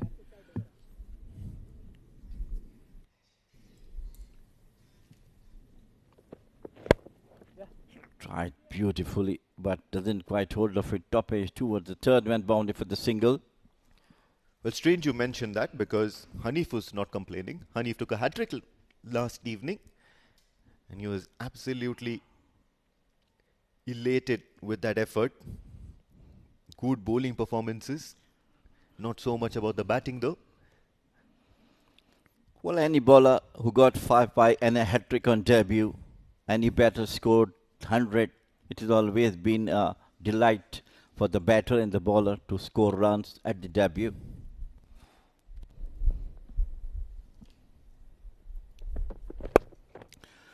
Open the face of the bat through the extra cover. Brilliantly played over the extra cover boundary for the maximum. Yeah, he's certainly taken a liking to Sufyan Mahmood. They realize the Yalla Shabab Giants that now is the time to attack Sanju Sajeev. And as I did mention earlier, he's no stranger to power hitting. He looks like a very, very compact player. But then when he hits those big ones, it is massive and monstrous. Have a look at that. In the slot comes a fair bit amount in the front, onto the front foot. Good follow through of the bat.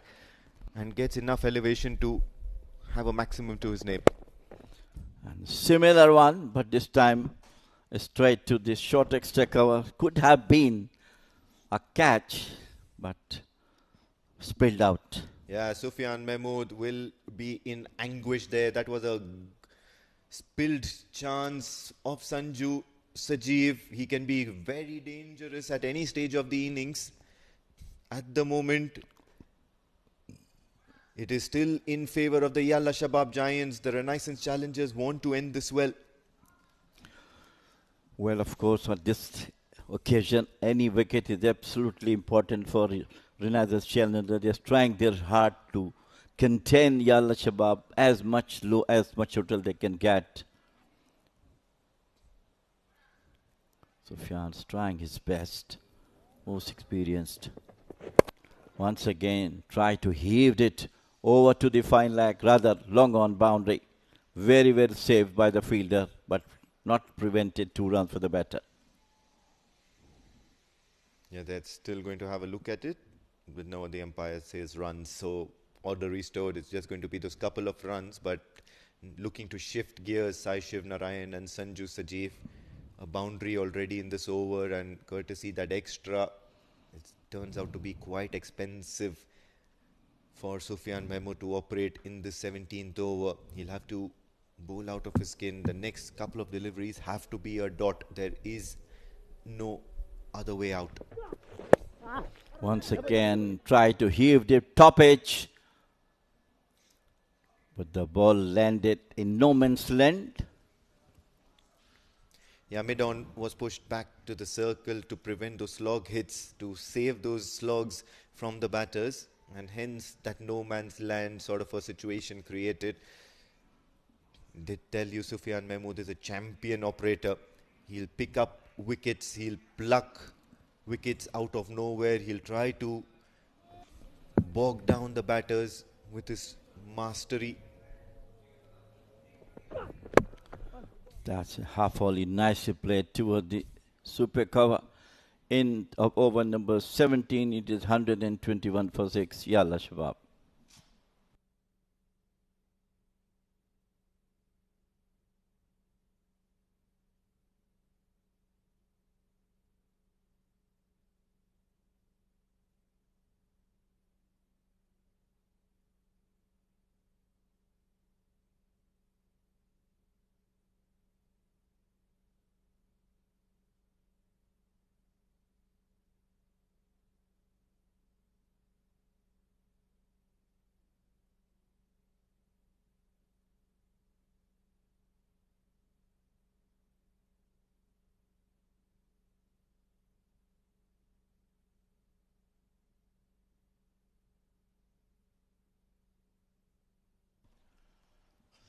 Right time for the batters of Yalla Shabab to come up, get some extra runs, as we're talking about, to pressure on the Renaissance challengers who are struggling for their batting. Onto the back foot cuts, but nicely fielded by the fielder. Nadeem is always a very, very tricky bowler. He's getting wickets, not giving much room to the batters to pull back.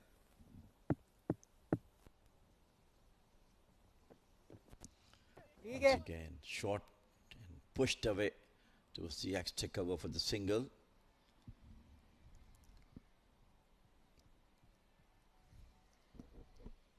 This could have been the best pair they have at the moment in the crease from Yalla Shabab, so they can accelerate the run rate. And I mean, this time once again try to hit it, some misfield through the hand of the bowler himself. Certainly intentions are clear from Sai Shiv Narayan, 31 of 28, and he's looking to up the ante at any given opportunity. It's just that the bowlers such as Nadeem and Sufyan Mahmood, they know how to bowl these overs, the difficult overs, and if you don't be careful, you might end up losing a wicket and creating more damage than benefit for your team. Yalla Shabab Giants, a very professional side, as you keep mentioning. They have that right approach. They know 124 for 6 and they'll back themselves up. Yes. Coming down the wicket. Very lucky. That couldn't go to the wicket keeper. Nadeem is really bowling hard now, not giving the batters to come up over him. At the 15 over mark, they were 104 or 106. In the next 3 overs, they've amassed nearly 30 runs. This time he hammered it, that's what we're talking about, through the extra cover for a well-deserved boundary. End of over number 18. It is 129 for 6. Yalla Shabab.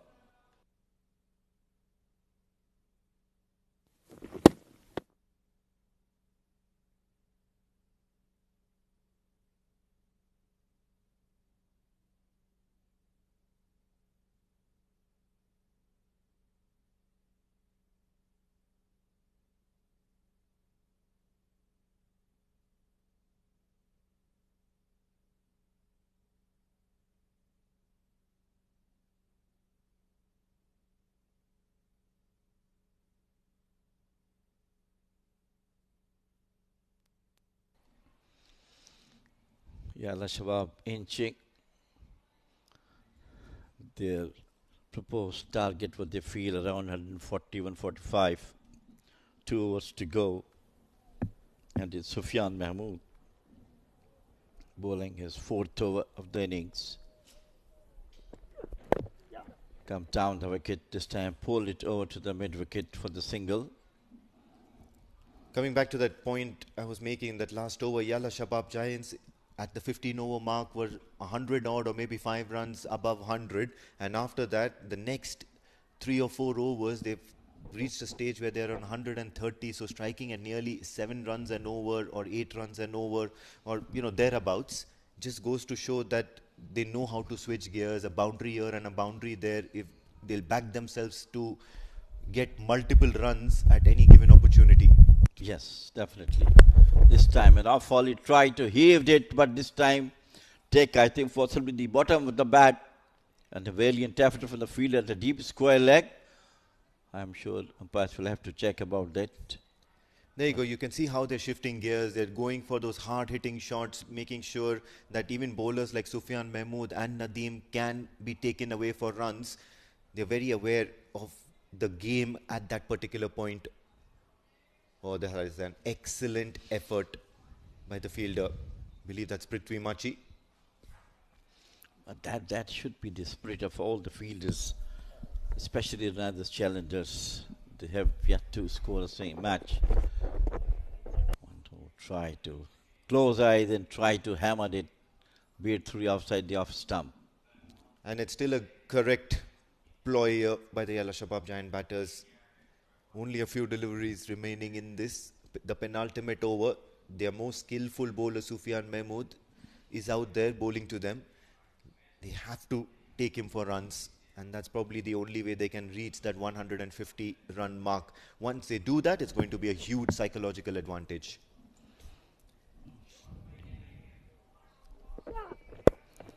Once again coming down the wicket, but doesn't quite hold off it straight, only to get the single. A very good bowling from Sufyan Mahmood. He knows the most experienced bowler in the United challenges, Sufyan Mahmood. With the way the Yalla Shabab Giants have scored in the last few overs, at the moment, Sufyan Mahmood and the last over has to be dominated by dot balls.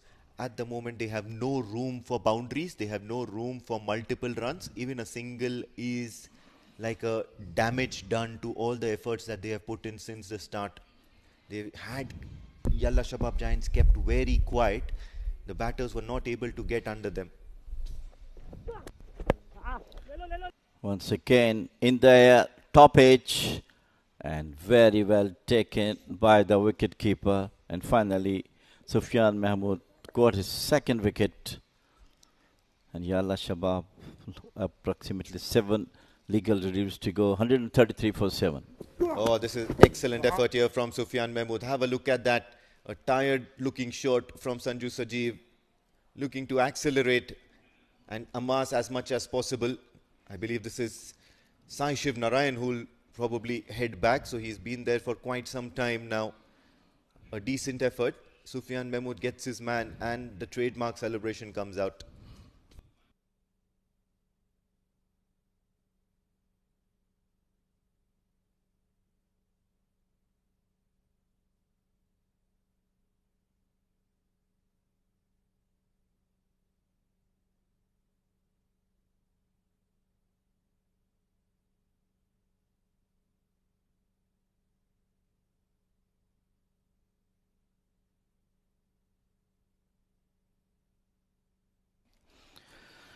In comes the little dynamite, as said by my fellow commentator now, Shakil Ahmed, the man with the golden hand, did wonders for the national team. Come at a time where team needs some another 10-15 runs, from here on. Yeah, well, man with the golden arm is certainly Shakil Ahmed, but at the moment it's Sufyan Mahmood who's proving a point here, knocking on the doors for that trip to Dubai for the Asia Cup. He knows that he's a workmaster here. The first delivery by the dynamite, pulled over to the square leg, rather fine leg boundary for 4. Bad delivery down the leg side, and Shakil took full advantage of that. 90 overs gone, 137 for 7, Yalla Shabab.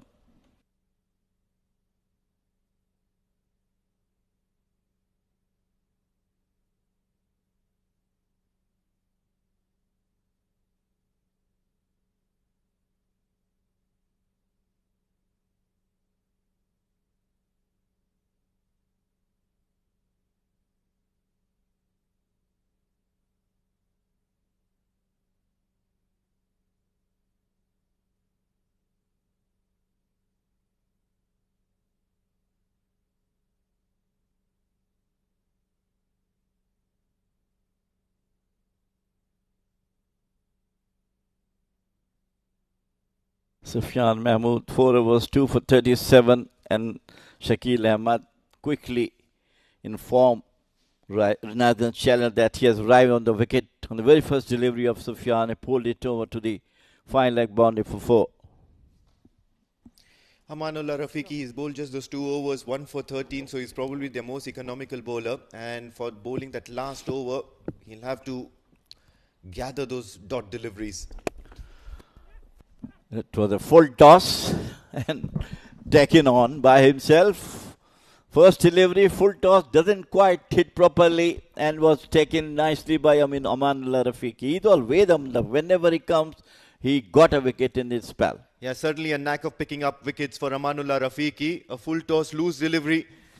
And Sanju Sajeev probably did the right thing, and that's to hit as hard as possible into the hands of Amanullah Rafiqui.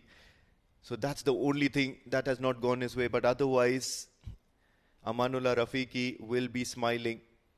A wicket, but more important is that dot ball on the very first delivery of the last over.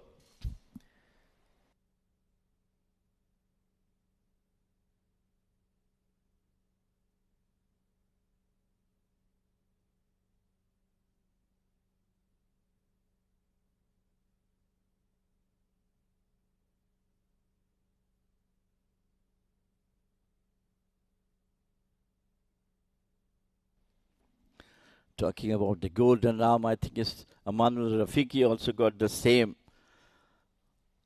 title because whenever he's going to bowl throughout this tournament so far, whenever he comes, always produce wickets. Yes, absolutely. A knack for picking up wickets at the crucial junctures. Although there are no special junctures or special events where you have to be taking wickets, whenever you come out to bowl, looking for wickets is what is key, and that is what Amanullah Rafiqui is doing really well. And it's Shah Faisal who tried to weave it. Well, our orchid goes to the bowlers of the challenge. At that stage, they are not giving loose deliveries apart from 1 or 2 odd deliveries, of course. But they have got the grip, not letting the batters to come on to them at this stage where 4 legal deliveries have to go. This time, played it out through the extra cover. The fielder after it. 2 runs have been easily completed. Well, the loose delivery that he did bowl, the very first one, ended up in his hands, so he certainly wouldn't mind bowling a few more of that, especially if it fetches him wickets. Amanullah Rafiqui managing to keep them tied down, but once again, I'd like to reiterate, they still need dot balls. No more additions to the score from here onwards. It's already 140. This time, once again, hammered it, once again to the same position. What a valiant effort, but finally results a boundary. What a valuable boundary it will be, for Yalla Shabab.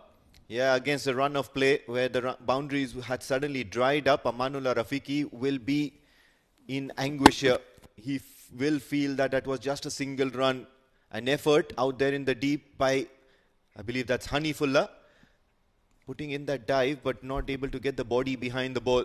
So it's going to be a well-deserved boundary. Once again, comes down over the head of the bowler. Once again, useless, beautifully played over the bowler's head, and 4 more runs to the total. What a comeback by Yalla Shabab batters. Yeah, Shakil Ahmad, he's a thinking cricketer. And he certainly realized that there was a huge gap between long on and long off, and working the field at the moment is fetching boundaries for Shakil Ahmad. He wouldn't be complaining. Renaissance challengers certainly looking to end things on a positive note. This time he goes aerial and once again beats the fielder to his right. Back-to-back boundaries, and what's important is 3 of them in the last 3 deliveries of this over. Amanullah Rafiqui will not be very happy about it. Well, 3 boundaries, a hat-trick of the boundaries by Shakil Ahmad, using all his international experience and what his team required. Exactly did what the team was looking for him. 3 consecutive boundaries. What a player he is, Shakil Ahmad. Apart from the bowling, he was a useful batter as well. He is 20 overs has gone. 152 is the total. I think it's a decent total on the board. Yeah, they'll be heading back into the dugout with their heads held high. The captain certainly made the right call in electing to bat first. They know Renaissance Challengers are short on confidence while chasing at the moment, and any cluster of wickets that they can manage to pick up for the Renaissance Challengers all of a sudden might put undue pressure on them. So looking at the batting card, it is good effort from the batters of Yalla Shabab. Zuhaib started well. Hassanul Wahab, brilliant 32 of 28. Then Zakaria Islam, 16. A good spell of batting from Saishiv Narayan, 34 of 32. And then in the last, it was Shakil. Not out, 18 of just 5 reliefs. Sanju, 19 for 15. 152 for 8. Yalla Shabab with 8 extras. As far as the bowling is concerned, they started off in a mixed bag sort of an effort. Shehbaz Hussain went for plenty, 18 for no wickets. Hanifullah 1 for 19 in his 4, and he's been miserly and he's been that main bowler for them, looking to keep things tight. Nadeem Khan as well, contributing to the Renaissance Challengers effort, 1 for 29 in his 4. Syed Amir Shah picked up a wicket, so did Amanullah Rafiqi, 3 overs, 2 for 28. Sufyan Mahmood went for runs in that last over of his, but then he's a champion bowler at any given stage. 2 for 37, 8 extras, going to show that the Renaissance Challengers probably had their most disciplined efforts.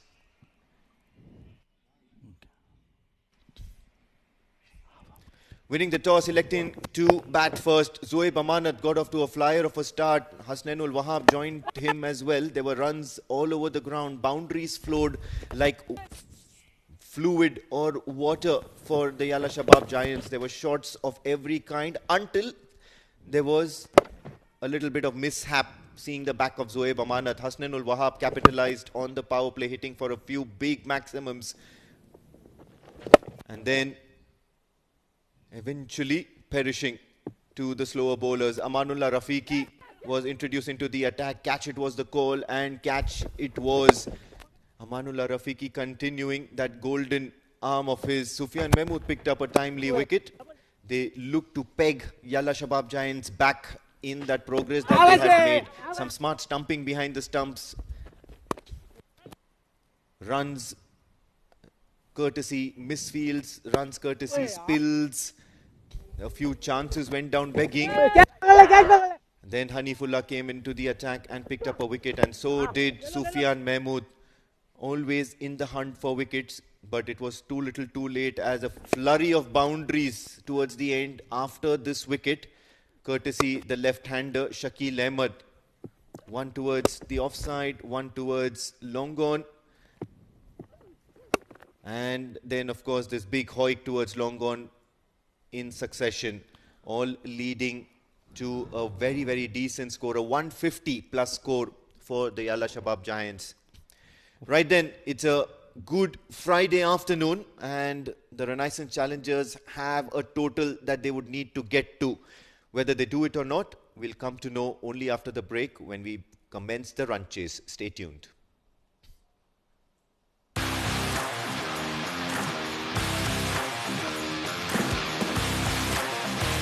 He has timed that one well. That is the ball straight in. Beautiful ball. Extra big. Yes, it is.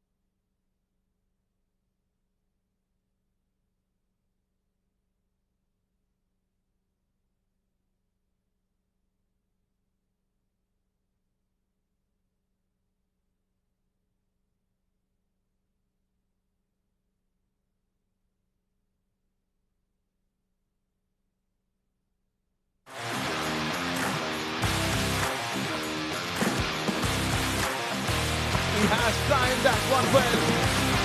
Catches the ball straight in. Beautiful ball. Edge the bay. Yes, it is.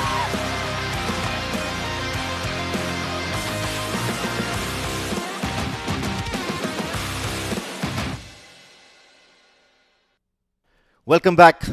Oman D20 powered by Fancode, and straight away we'll get into the nitty-gritty of things here. That batting scorecard, 152 for 8 after winning the toss and electing to bat.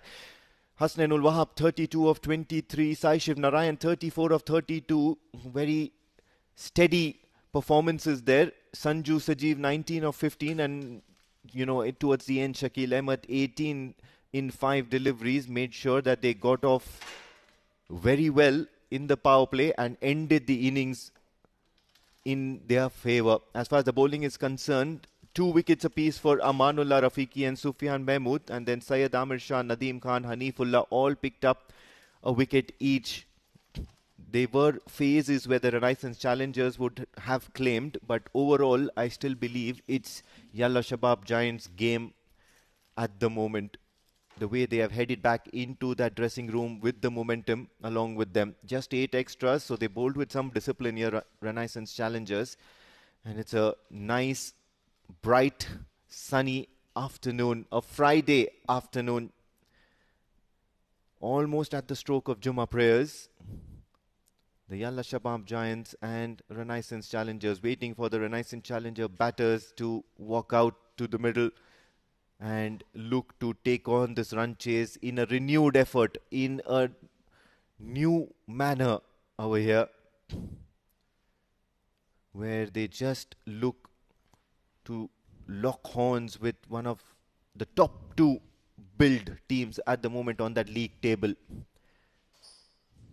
The 2 opening batters, Asif Khan Pathan and Prithvi Machi. It's a right-hand, left-hand combination. Joining me in the combox is senior statesman Jamil Zaidi for the first 5. Tell us something about what you expect from these 2 batters out there.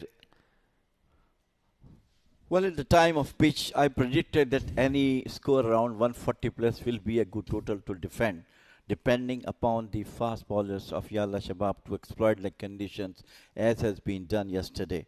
So I think the total of Yalla Shabab is quite dependable, and now the time for the Renaissance batters to come and play their natural game. I mean, don't bog down.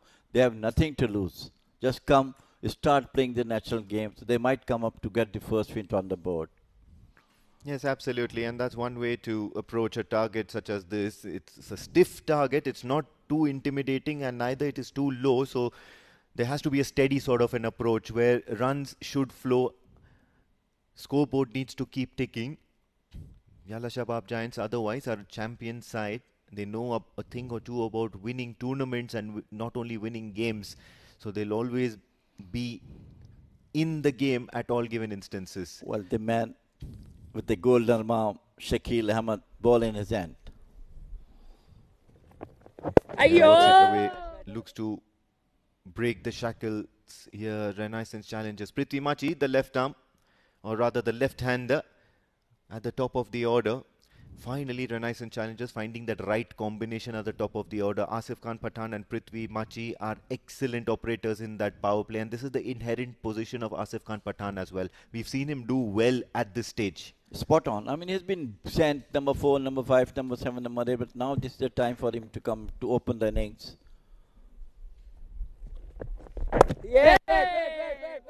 Still unable to break that infield. It is, of course, Shakil Ahmed. Very, very good, difficult bowler to play. Asif yet to score. He has not been among the runs in the last 5 matches they have played. And this is the time for him now. As I clearly mentioned, Renaissance has nothing to lose in this game. Go for the win. That will be the better for them. Top edge. No fielder there, will land safely. Intentions are clear. He's looking to run that second one as well. But Asif Khan Pathan not interested. He'll look to now take strike and get off that 0 over here at the moment, because Asif Pathan has had a tough 5 days prior to this. Yes, and it's the first no ball I have seen from the likes of Shakil Ahmed. It's a free hit as well. So like how much maximum benefit has been taken from this free hit. It's going to be a difficult task here of Shakil Ahmed. Even a free hit seems to be quite threatening. A packed offside field for the right-hander Asif Khan Pathan. Shakil Ahmed will look to keep it wide. Oh, he's drilled that one. Hit that with some power, Asif Pathan. And what was really good looking about that is that he hit it in the gap. Correct. At least 2 runs came from that penalty of free hit. But anyhow, today I believe that Renaissance batter must come with a positive mind.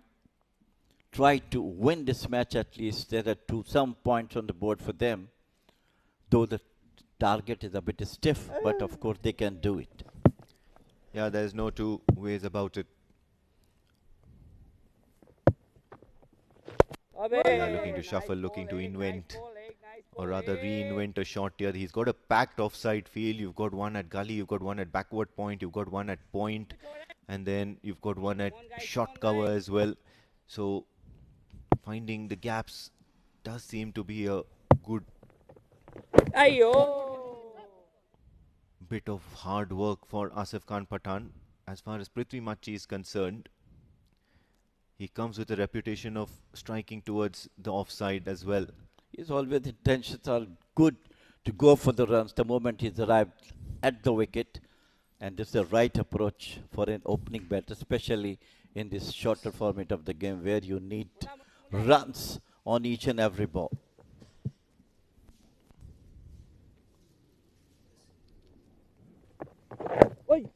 Yeah, plays it back to the bowler.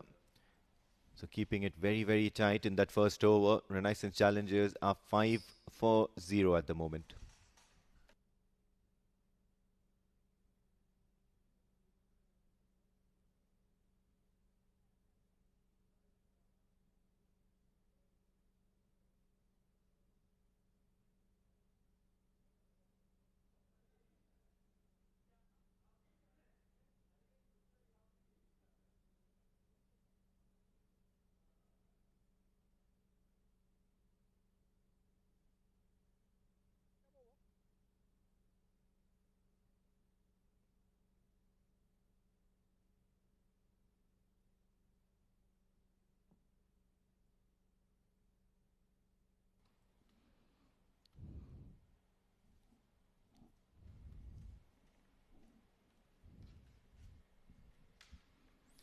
Renaissance Challengers 5 for 0 in that first over. Umer Shakil bowls with plenty of pace and swing, but starts off with a little bit of a wide delivery, a freak delivery. The keeper does well to keep it to a minimum of only that one extra. Asif Khan Pathan and versus Umer Shakil. This is going to be an exciting contest, isn't it? Yeah, absolutely. Let's see today what Renaissance batters has to come up with all guns blazing, trying to at least register first win for them. Umer Shakil, he already has this man of the match award with him. Looks to bunt it towards the offside, only a single. Umer Shakil has been absolutely key in this Yalla Shabab Giants bowling efforts. Bowls the hard overs, bowls in the power play as well as in the death. So there's plenty of responsibility, and that is quite impressive for a bowler who's come into the squad of Yalla Shabab Giants very recently. Just a couple of editions of D series ago. And what a find for the Yalla Shabab Giants. Bowls his heart out, bowls the tough overs, and that's what makes him absolutely indispensable. Left-hander Prithvi Machi. Looking to charge, dances down the track. However, he had done well to prevent any mishap here. Joining me in the comm box and taking over for a while is Mudassir Ali Qureshi. Good afternoon, Amin. What a recovery. 153 posted on board. 52 in fact, 153 is the target. Prithvi and Asif at top of the order. Still looking for the first win in this tournament. Renaissance Challengers wherein Yalla Shabab. 3 wins in 4 games. They are looking in control. And they'll be looking to secure another win in this tournament to stay in contention for the top 2 spots. Where the top 2 teams will play the big final on 30th of this month. Good use of the feet, inside out, clears the offside with ease, showing his class. Is the Prithvi Machi. What a shot. Glorious drive played in the air, intentionally, using the feet, going near the ball, trying to cut that angle away by Umair Shakil.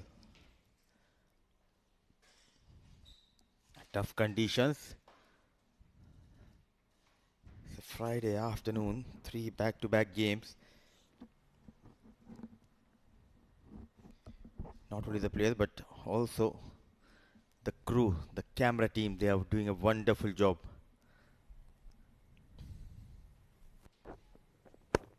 Yeah, he looks to cut some runs here for Prithvi Machi.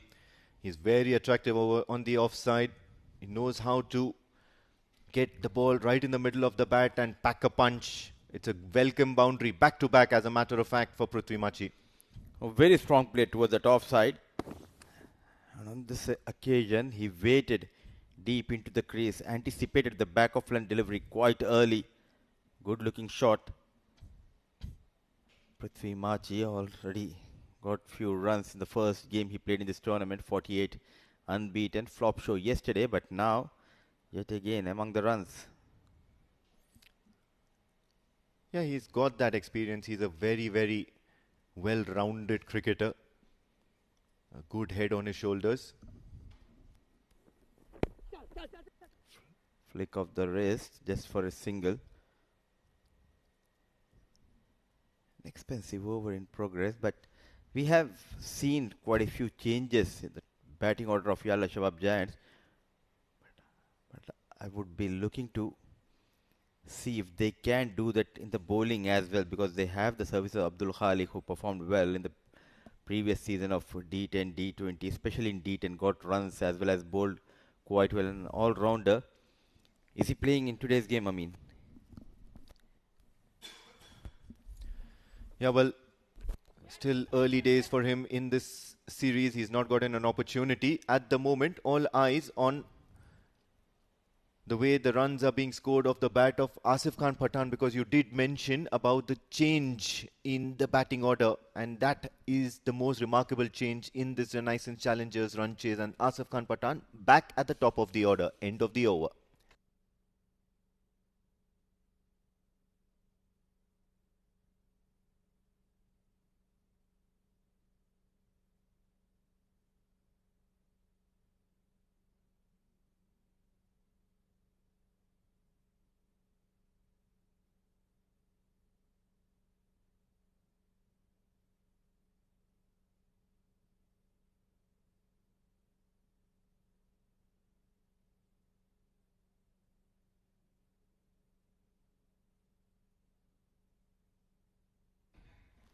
Left hand, right hand combination, 9 runs per over. The going has been good. Shakil, wicketless in his first over, going for 5 runs. Very economical throughout this tournament. Spread field towards that leg side. Not a good idea, especially against Shakil, trying to make that room, exposing your stumps. Yeah, that did seem quite a bit unattractive from Prithvi Machi, probably under the pump to score a few extra runs here, to score aggressively. I like the word unattractive. Rightly said. Was in awkward position, and for sure that shot did not look attractive. Yeah, looks to work towards the onside, and that has to be an option that Prithvi Machi needs to explore. At the moment, Shakil Ahmed eyeing that block hole and nailing it as well.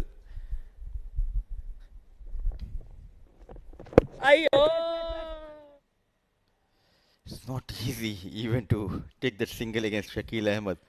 Tad bit slow today, this afternoon, Shakil Ahmed, but then he's still nailing those block hole deliveries. Shakil Ahmed, always a character. 3 back-to-back dot deliveries. Now is Prithvi Machi itching to do something unorthodox. Catch it! In the air, but not a proper connection. And no run has been taken. Poor running between the wickets. Furious is the non-striker. Well, it's certainly not the non-striker's call because Prithvi Machi was glaring down at the danger end. Asif Khan Pathan has absolutely no right to be dictating terms on that run being refused. First of all, Prithvi Machi looking to reinvent himself in this over. He's not able to get hold of that ball, so he still has to recover from that shot, and he was running towards the danger end. So probably the call was of Prithvi Machi having direct sight of the fielder and the conditions.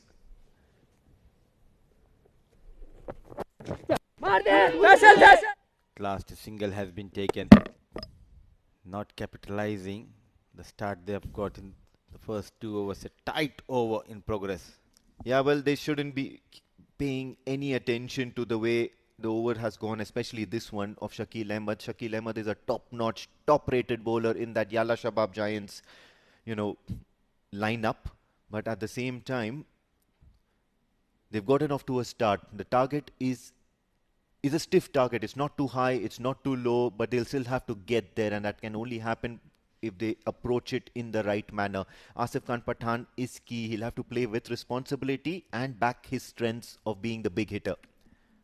I completely agree. I mean, because they have got the start and they're just chasing 150. The track looks good. Catch it! Deliberately played in the air. So just couple of runs. What an over from Little Dynamite Shakil Ahmed. 3 overs gone, 20 for no loss.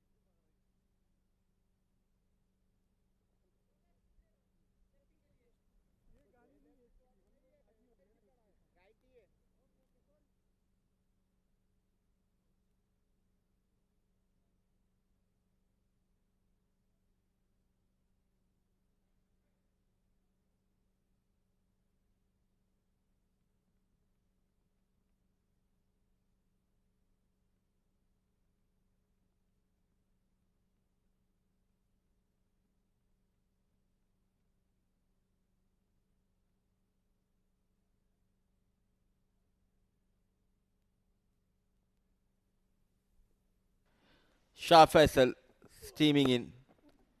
Slabbed but not able to find the gap. Asif Khan.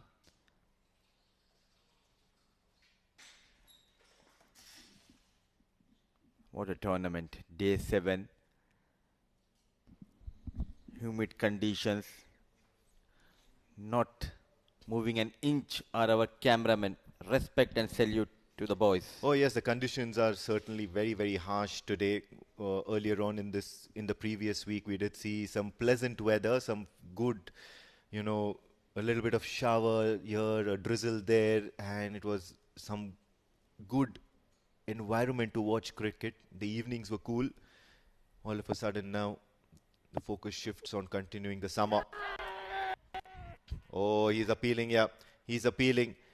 And I'm pretty sure this is going to be a very, very interesting watch, Mudassir, because Prithvi Machi has already removed his helmet, but at the same time, Asif Khan Pathan is standing there rock solid. And he's been struck right in front of the stumps. There might be a little bit of bat onto it, but if there is a bat, the keeper has caught it on the full. So this is going to be a very interesting watch on the replay. Everyone were convinced that disguised slower delivery which got some bounce coming into Asif Khan, creating some trouble. Back-to-back dot deliveries.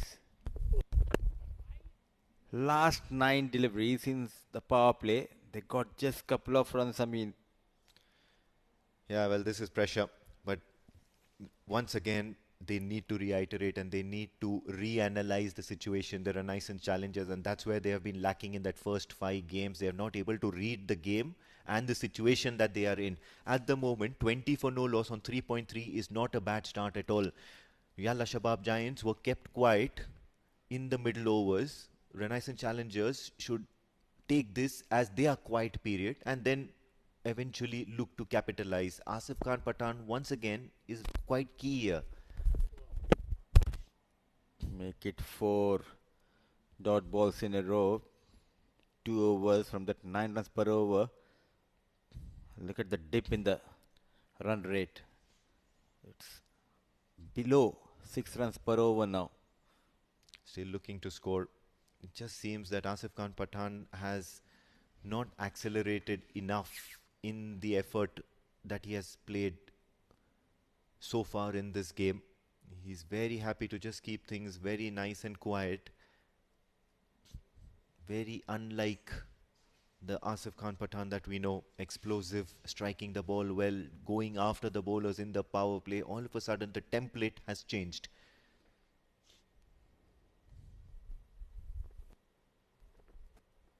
Down the leg extra will be added to the total. 6 teams participating in this tournament. IS Invincibles got a couple of wins in their kitty. What a comeback by IS Invincibles in this tournament, but we're in for Renaissance challenges. Yet to taste the victory in this tournament. And no better day than today. The Renaissance challengers, it's the second leg. So they'll play the full round of teams all over again. And wins over here would only mean that they are docking off points of the other teams who are placed above them. Nicely done. Yet again, variations. That is the reason he's not able to put the bat onto the ball. Asif Khan throughout this over. The struggle continues for him. Yeah, it's been quite a good effort here from Shah Faisal, knowing that Asif Khan Pathan is short on confidence. He's bowling the right areas and making him think twice before every shot that he plays. And with the pace and the change and the trickery that Shah Faisal offers, that's not enough time for him to think twice. He needs to trust his instincts and trust his shot-making abilities. He's a much better player than what we are seeing right now. What an over. Superb. Excellent.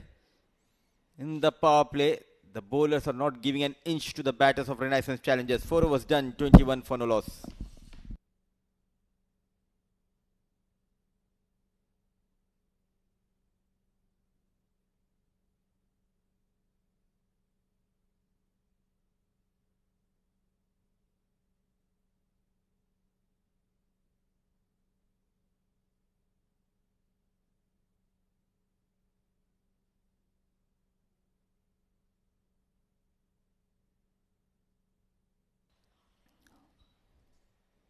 Champion side, Yalla Shabab Giants, trying to control the things out there in the middle. 10 wickets intact. Going has been tough in the last couple of overs for Renaissance challengers. Shakil will continue here. Catch it.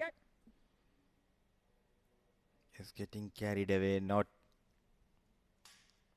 able to negate the pace generated by the left-arm orthodox Shakil. What a rise for Shakil here in Oman cricket.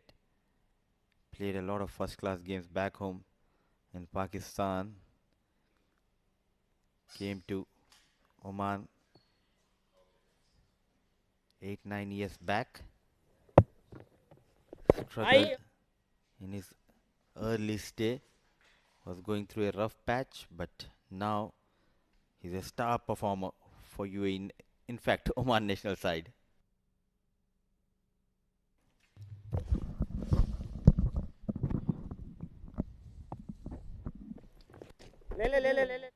Driven but straight to J. Odedra. It's been quite a few losses in terms of players as far as the Renaissance challengers are concerned.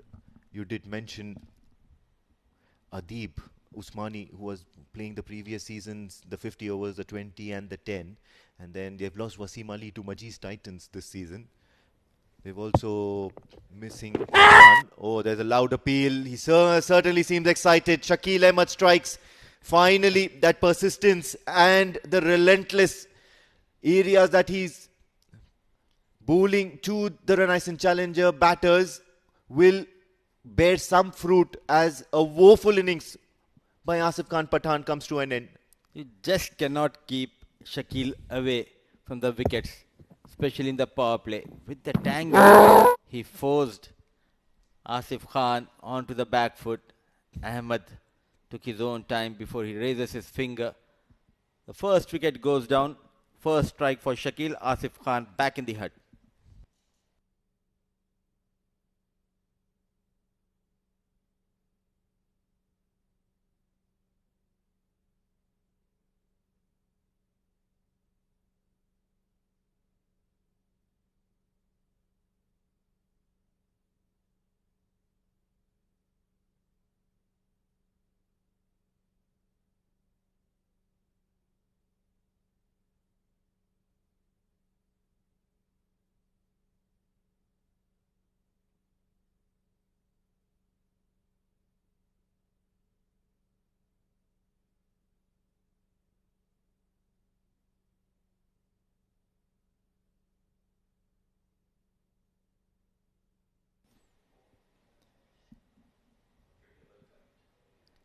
The only time Yalla Shabab lost in this tournament is when Shakil did not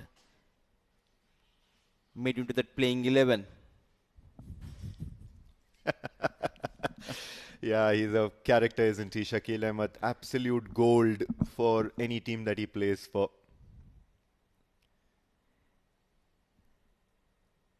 So many stories we talk about these cricketers.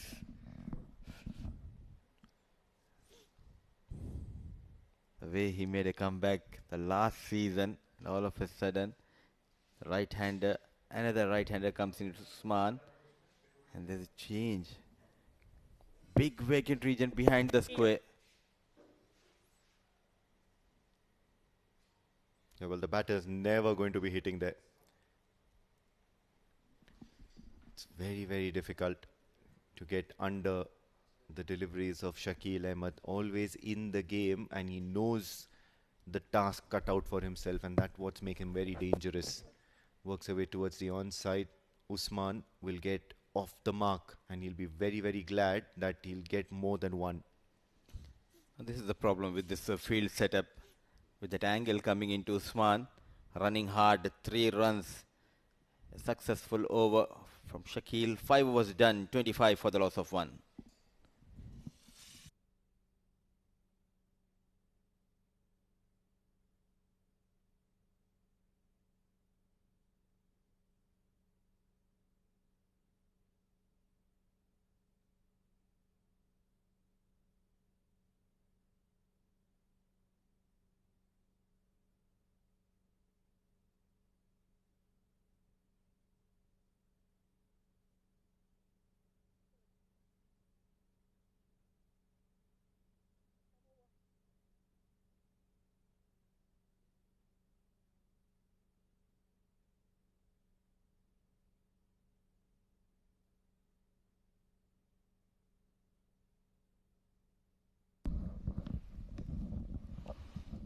Faisal continues from the Oman tail end.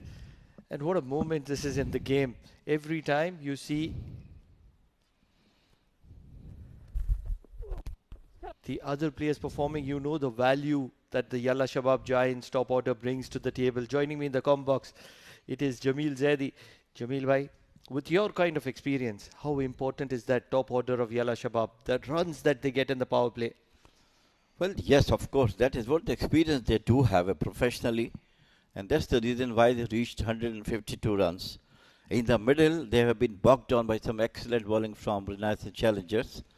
But all credit to the last couple of overs that has been produced maximum, especially Shakil Ahmed with his onslaught. 18 of just 5 deliveries with 3 consecutive boundaries make the total to 152.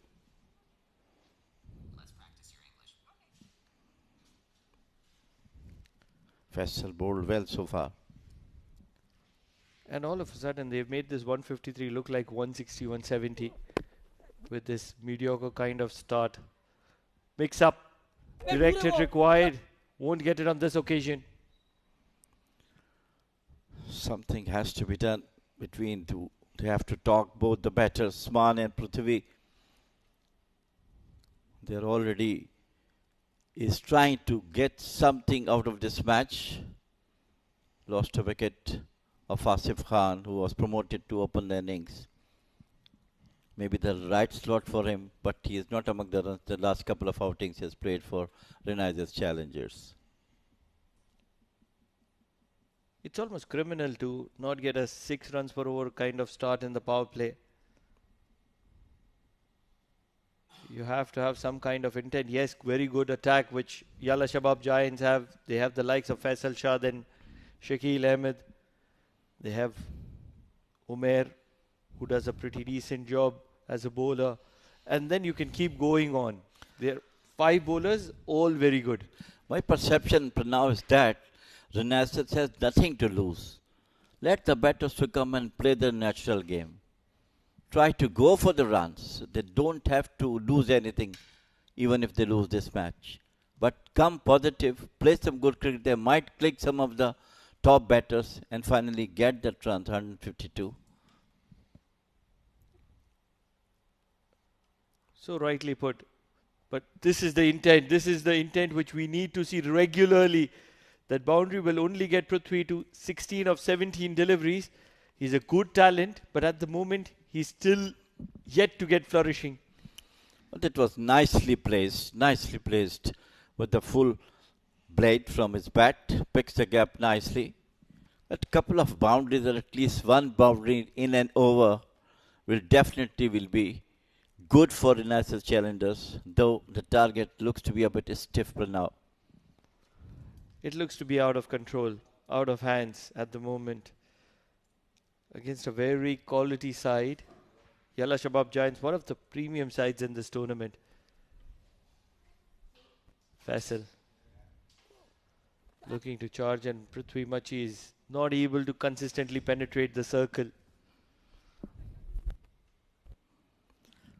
Well, he is a very good batter, and I like his intention. The moment he comes to open the innings, he just, right from the first ball he faced, he looks for the runs.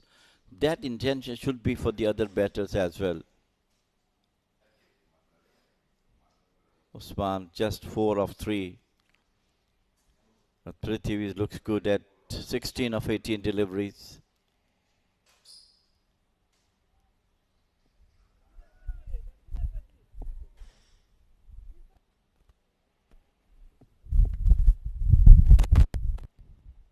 Faisal Needing a wicket right now, and at the moment Usman is not looking to take quick singles, and this is not working in favor of Prithvi Machi. It's the end of the power play, and it's going to be in favor of Yalla Shabab Giants by a big margin, because at just 5 runs per over, chasing something in excess of 150, that's 7.5 runs per over as the initial target. Renaissance Challengers have just not done justice to themselves.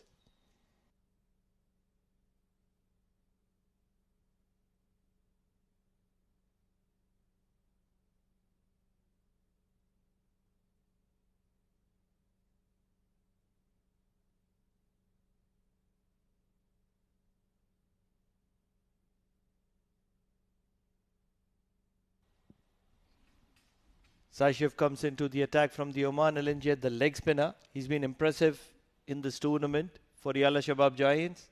Very talented, huge potential. And that line and length just talks volume. And look at that fielding. Super Sanju at backward point, putting in a full stretch dive. And that is why he's so valuable. Super Sanju.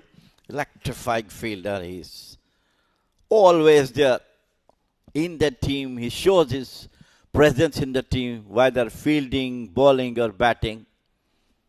One of the most acrobatic fielder in this tournament so far.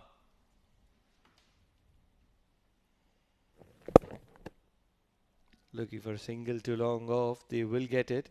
Usman 4 of 4, moving on to 5 of 5. How impressed have you been by Usman? I feel that he's not doing justice to his potential. He's a very talented player, but playing right at the top, probably opening now one down. That's not a position that he should be in. Probably four, number five. The only thing is that, when you have lot of pressure, you lost all the matches, the intentions or what you call the willing to got runs, as you correctly mentioned, there's not fixed number for the batters. Actually, the top order 1 to 5. They can cover number 3, number 4. But has to got some runs. This played out for the single. The batting order that I am looking forward to see of Renaissance Challenges, in my understanding, in my opinion, it has to be Prithvi Machi with a right-hander right at the top. It could be Hamad Mirza. He opened the innings, and that's the right kind of option. Amanullah should come 3. Hamad Ifraq should come 4. Asif Khan should come 5 because he's a very impactful player. And then is when you should have Usman at number 6. And that provides you the depth because all the top 5 are senior players. Outside edge, and it's still going to be scampered for a single. This is the kind of running that Prithvi was expecting Usman to have. Well, the problem is that now, talking about the Renaissance batters, actually, they're not at all performing, especially the middle order. Few occasions, openers have done something, but rest of the players in the middle order and the later order not doing justice to their team. Reverse sweep, not able to connect on this occasion. It was the flipper from Sai Shiv. So keeping things tight as Sai Shiv just 3 runs from that over of his. And at the end of 7 overs, it's 33 for 1. Struggling Renaissance challengers.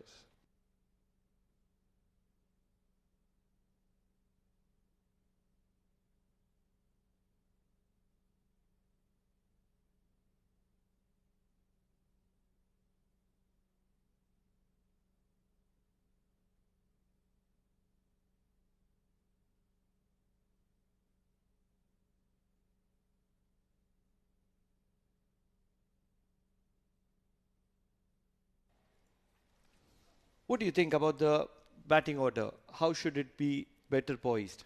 The problem for Renaissance that the batters' numbers have been changed time and again, and that is the area where the batters not been confident of playing on their own numbers.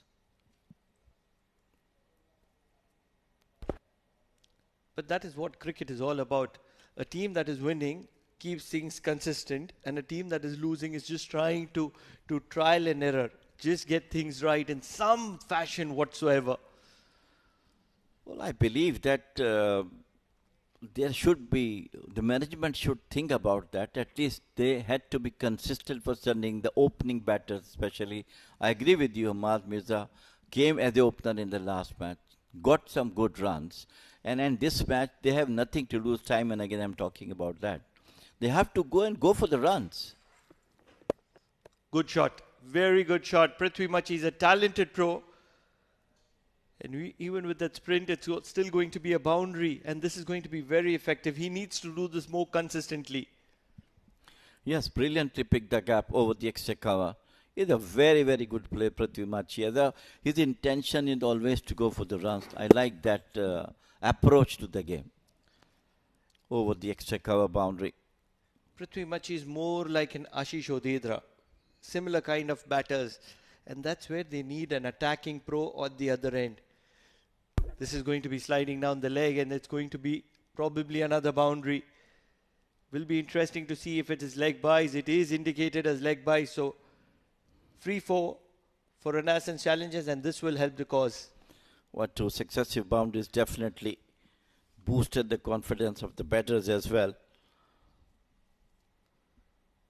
Jay Odedra leaking runs here. He does bowl very well on most occasions, but today not being one of those days that he would have wanted. That's much better. This is the first over he's bowling. The most experienced off spinner. Played lot of cricket for the national team and in all formats. Longer version, T20s and always performing whenever have been asked to be part of that team. Looking for a quick single, not really. Sending him back is Usman at the moment, and Prithvi Machi in the blue helmet is out of sorts, out of minds at the moment. He's a busy player. Not able to stay busy is a different story, but he's a busy player. That boundary in that over has been wasted with the number of dot deliveries that they've played. Impacting outside the leg stump, and that appeal is only going to be turned down by the umpire, an experienced one.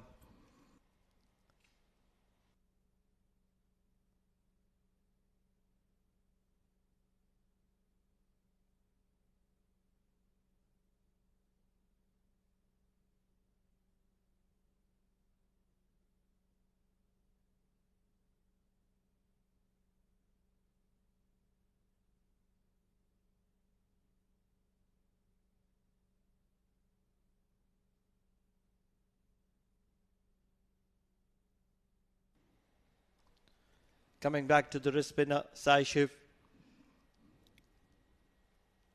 They've been impressive, Yalla Shabab Giants, with the bowling, with the batting, with the fielding, with their thought process. Nicely flighted, outside edge from the bat of Osman, who's looking to throw the kitchen sink at it. It might be another couple of runs. How impressed are you, Yalla Shabab Giants? What have they done so special? The first and foremost, that they do have a professional approach of the game right from the first ball, whether they bat first or they bowl first. Their approach is always positive. When the bowlers come, they try to, what you call, stop the batters to get runs. And when they come to bat on, they try to attack the bowlers. A thorough professional approach. Dancing down the track, but the intention was only to get a single here. Usman 9 of 9, moving to 10 of 10. So much will come down to Prithvi Machi and his kind of an innings. If he can go on to get a 50, 60, probably a 70, he could probably change the tide in favor of Renaissance Challenges. Yes, they're 8 overs deep, but they still have 12 overs in hand, and that's where they need 110 runs. Somebody on the other end also supporting. Come down the wicket this time. This is very good. Very, very good from Prithvi Machi. We were just talking about how much of potential does this lad have. And he's an impact player. Just coming to the party at the right time. Getting himself a runner ball at the moment. But most importantly, that maximum. Coming down the wicket from the meat of the bat over to the wider long and boundary for the maximum. That approach should be from the other end also from Usman. The loud appeal for an LBW, and it goes in the favor of the bowler. Curse. Commentator's curse. We've just highlighted how strong and how dangerous is the commentator's curse. Every time that we've appreciated a batter or a bowler, it's been a moment of misery, and on this occasion, struck on the front foot, but going deep into the crease. Prithvi Machi had no chance, and even if the umpire didn't give him out, he was still run out. So action on offer from Yalla Shabab as they are looking to sideline Renaissance Challengers in this tournament with another defeat.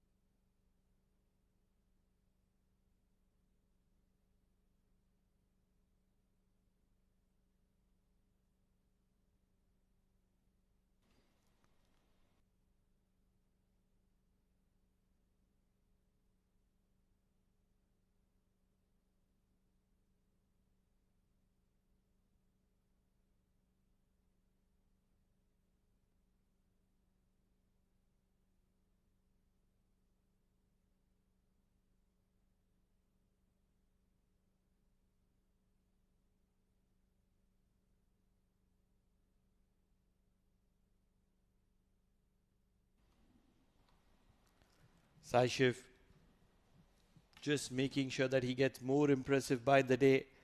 And with the fall of that left-hander, in walks another left-hander, Nadeem. So they're looking for that left and right-hand combination. Whited and looking for a big one. It's only going to be a dot ball. And he's come with clear intentions, Nadeem. Yeah, definitely, yes. I think this is the right intention now. They know that they're not going to lose anything. So go for the runs. Either way. If I want to sum it up all, they're missing Wasim Ali, Renaissance Challengers, and that's where the issue is. Just coming back into the crease at the right moment. It's a good shot. The ball's traveling, and it's only going to be a single because of some very good fielding. But the intention's very clear from Nadeem. He's going to make an impact, and he's come here to make an impact. 9 overs done. 52 for the loss of 2. Renaissance Challengers.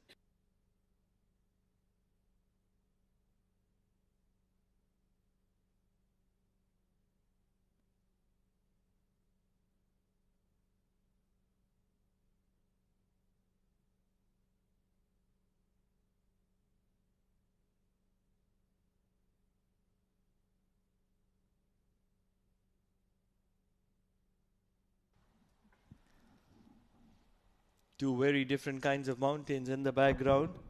The Al Harjar Mountains. And just getting a lesson from Sir Jamil Zaidi. What a shot is that, Nadeem.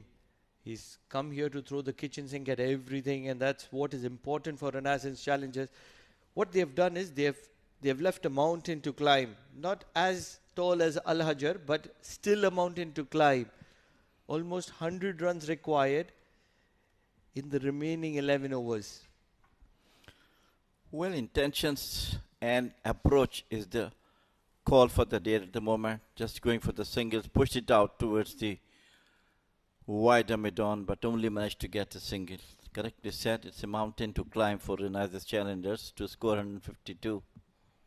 And at the moment, you see Usman looking for singles.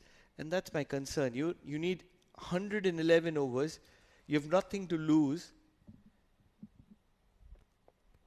And that's where I want to see a more intentful Usman, especially against the likes of an off-spinner. There should have been a couple if Usman was a little quicker, but really want Usman to get in the act. He's taken his time. Generally 5 balls, 6 balls is enough. He's taken 11 deliveries. Can he get in the act? Well, and he should come up for that now. He saw pretty much he doing the right thing. And he'd learned from how he's played those couple of mighty sixes and boundaries in his batting when Prithvi was there at the crease. He should come up with some good maximum of the boundaries at least. Full toss, and he's only going to drill this to long off for a single, and this is going to be extremely disappointing for Renaissance Challengers and Usman at the moment, because at the moment he's not looking for those boundaries and it's not working in favor of Renaissance Challengers. He'll still manage to get to 25-30 in 25-30, but is that what Renaissance Challengers want? Well, I think they're absolutely looking for something. Coming down the wicket, and Jay has last laugh at it.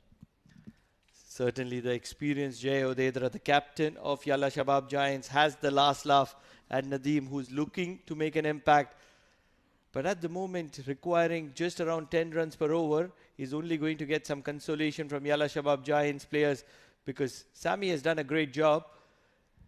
At the same time, Jay Odedra was too good for Nadeem.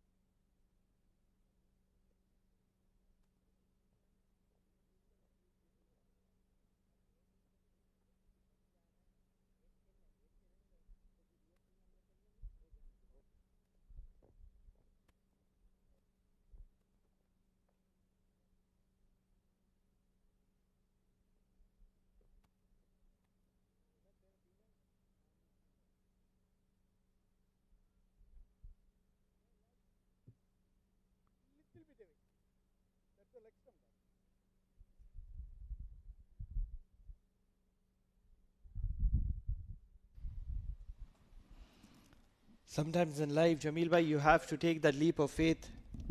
Can Osman do that for Renaissance Challenges? He spent his time, 12 of 12, and in walks the man he would like to rely on, Hamad Mirza, the national wicket keeper for Oman. Has a massive role to play with the bat if Renaissance Challengers want to get across the line.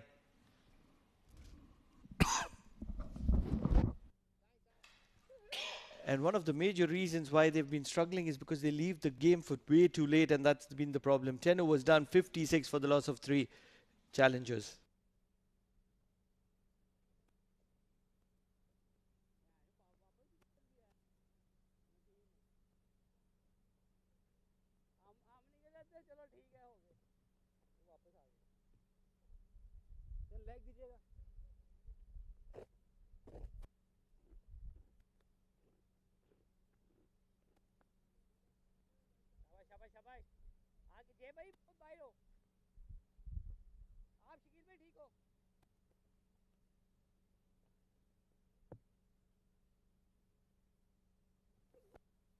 Yeah! What a delivery. What a delivery. The finger goes up. After taking all that time in the middle, Usman decides to get a slightest of edge to the wicket-keeper Sami. And Saishif picks up another wicket here, and all of a sudden Renaissance Challengers are in all sorts of trouble. Was it Usman? Was it Hamad Mirza? Looks like Hamad Mirza is walking back, and this is going to be even more troublous for Renaissance Challengers. Well, things looks to be a bit difficult for now. Renaissance Challengers to go for that. The brilliant stuff from Saishif. Get rid of Hamad Mirza, who can be a hitter who can get something for Renaissance Challenge, but unfortunately he has been taken by nice bowling from Saishif.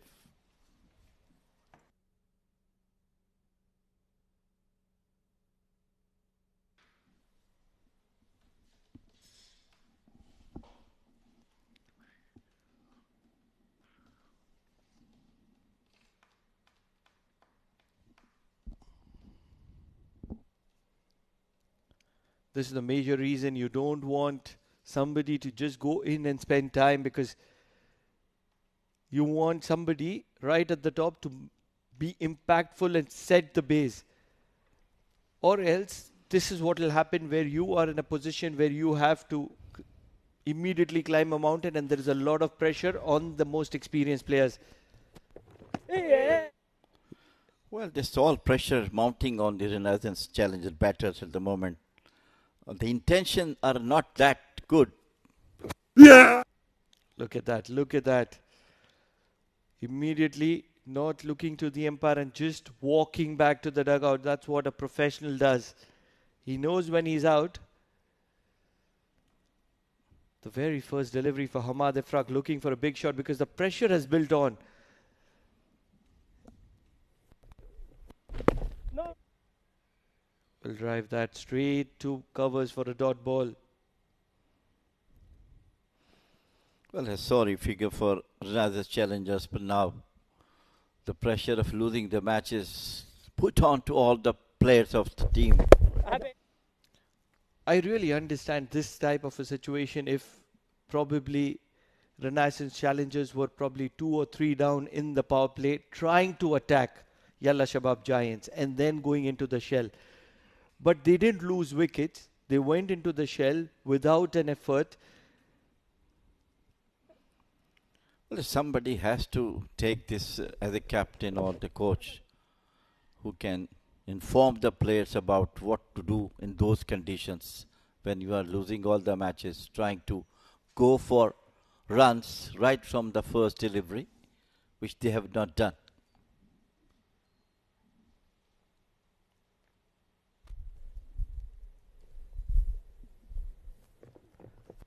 Looking for a big shot, connects it. There is a fielder who's only going to be a spectator. Hamad Ifraq has come to the party, and at the right moment in my understanding, because Renaissance Challengers get a maximum and Hamad Ifraq has cut loose on the final delivery of Saishif.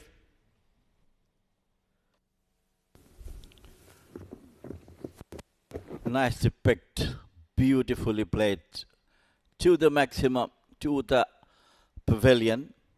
The first maximum from the bat of Renaissance batters, and it's none other than Hamad Frak, the captain.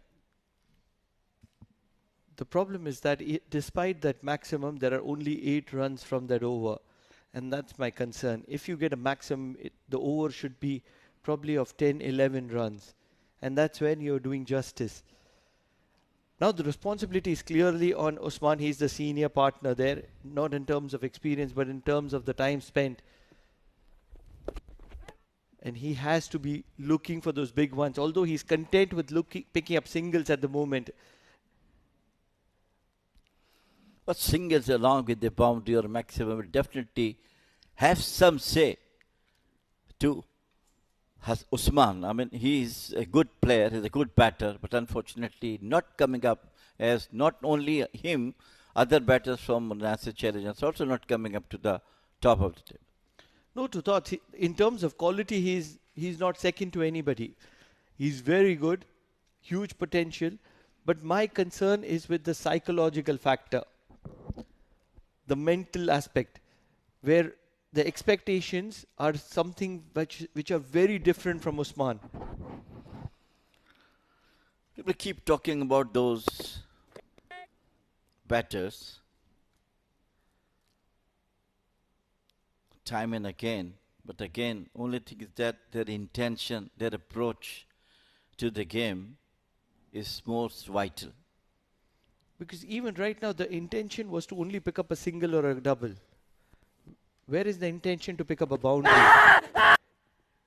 Big appeal, and the finger goes up. Hamad Ifraq has also walked back to the dugout. And all of a sudden, Renaissance Challengers, 5 down, are looking in some terrible situation. This is exactly what happens. They build up a block, and after that, it is a flurry of wickets. Well, Jai Udedra, the captain, doing the right thing. That was the straighter one. He tried to sweep it, caught right in front of the wicket. And umpire Vinod Babu has no hesitation and raising his fingers. So once again, sorry figure for another challenge, 5 wicket down.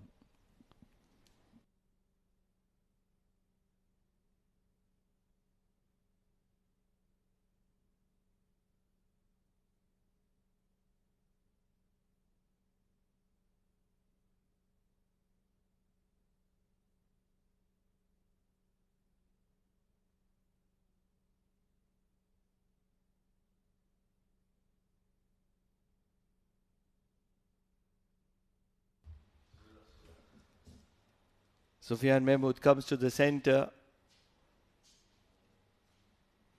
The problem with Renaissance Challengers are they're leaving their experienced players for the later middle order when the game is half lost from their hands, and they should have come in probably early, take control of the situation, or else the players that they're deploying right at the top have to be those kind of players who are looking to play positive and intentful cricket. I like that idea of sending Asif Khan Pathan at the top with the license, but he's not a player in form at the moment, and I feel that only and only if Renaissance Challengers can give him a little bit of more opportunity, it would be more justice. And this is why Sufyan is in the middle, because struck right in front of the stumps was Hamad Ifraq. Very unfortunate situation. It almost looks as if, with overs to spare here, Renaissance Challengers are going to go down once again. It was a good tidy over coming to an end from Jai Udedra. Just 4 runs and a wicket in terms of Hamad Ifraq. At the end of 12 overs, it's 69 for 5.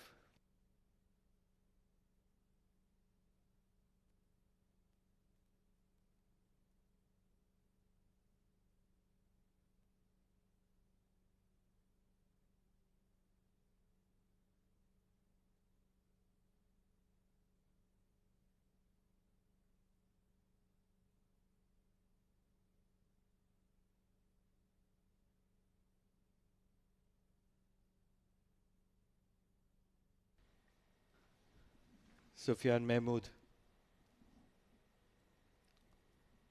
needs to have a clear word, because it's not a game of net run rate for Renaissance Challenge. It's a game of wins and losses. Because at the moment, they need to find a way to win. And for that, they need to be more intentful. Sportsman spirit from Sufyan Mahmood, not going for the second, although they had the opportunity.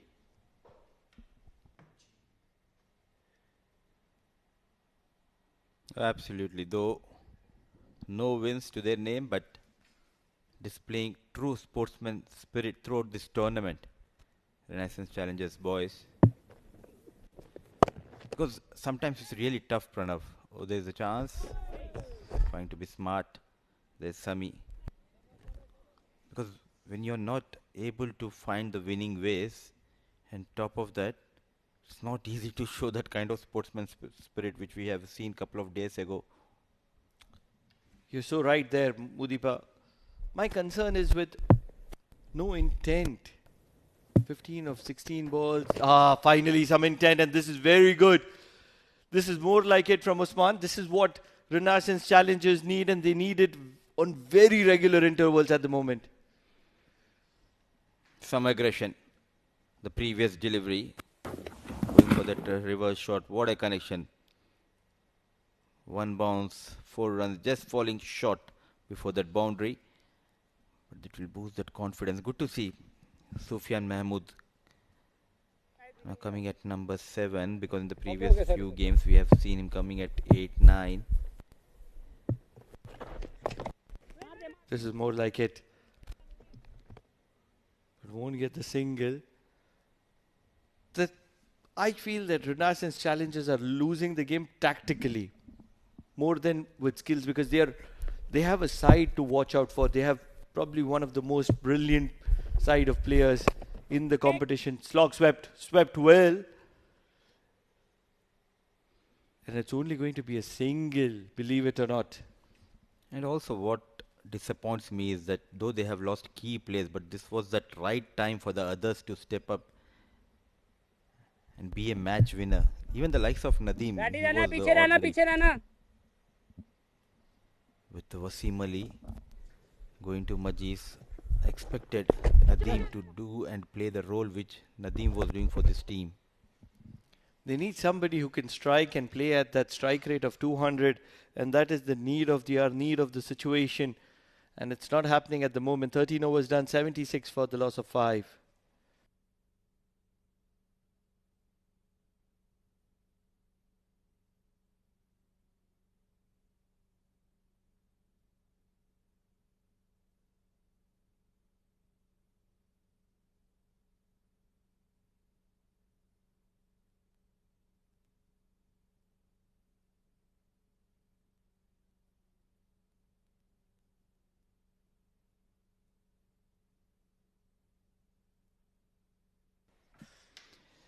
Last 7 overs, almost 77 needed. 11 runs per over from here, the required run rate. The asking, Jay Odedra not bowling in last couple of games. He'll be bowling his final over. What a day with the ball. 14 runs, couple of wickets. This was missing. This was clearly missing from the captain of Yalla Shabab Giants. Such a skillful bowler. He should back himself. But as a true leader, always giving an opportunity to other players. Jay Odedra, a clinical when it comes to marshalling the troops.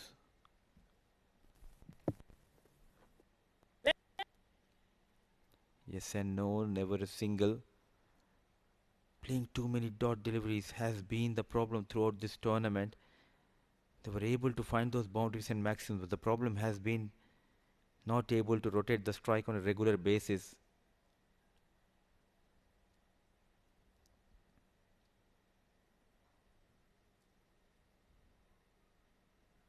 What a wonderful tournament we are witnessing here at Oman Cricket Academy. Plenty of cricket ahead for these boys. Not only domestic but also at the international level. The team will be busy next month.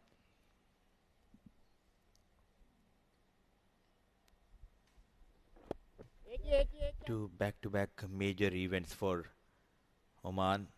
Next month they'll be getting ready for the Asia Cup. After that, in the month of October, Oman will be hosting teams for the Asia World Cup qualifiers, the likes of UAE, Nepal, Hong Kong, Kuwait. They'll be coming to Oman. In the air, all the hard work done has been wasted here. He was looking good, trying to be cheeky, but Jay Odedra, the captain, yet again getting a wicket. The third scalp for Jay Odedra. What a day he is having with the ball. The variations, the length has been key throughout this spell. Usman 21 of 22. 6 wicket goes down. Score says 79.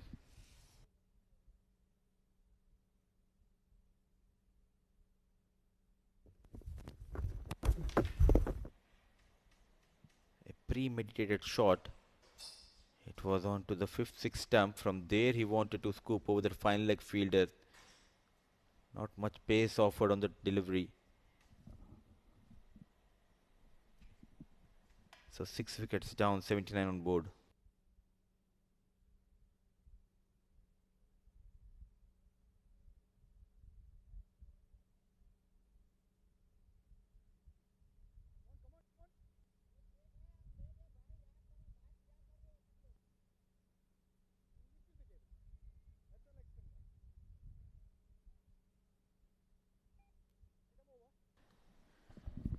Spread field.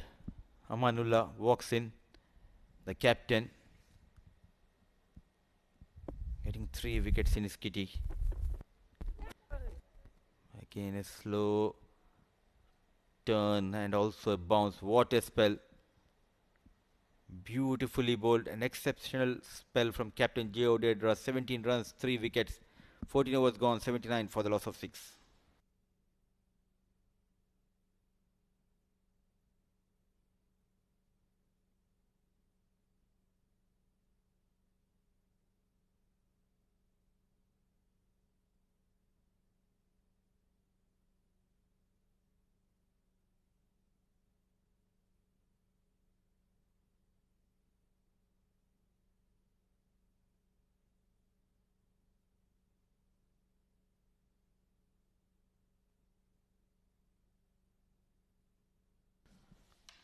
Sufyan Mahmood, all-rounder.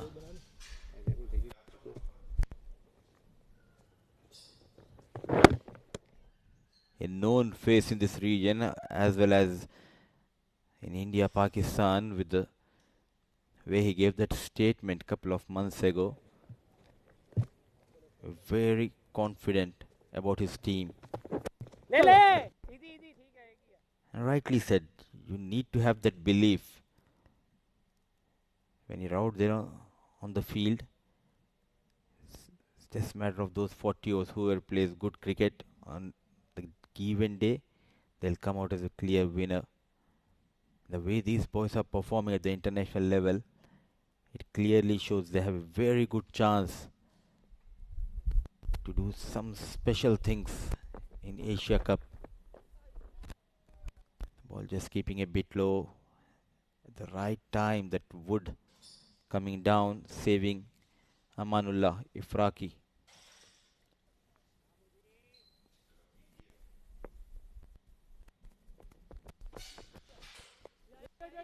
Played with soft hands. There was a single available. Sufyan never wanted that single, not interested. It's really hot and humid. And Amanullah yet to get off the mark here. 3 dot deliveries played by him.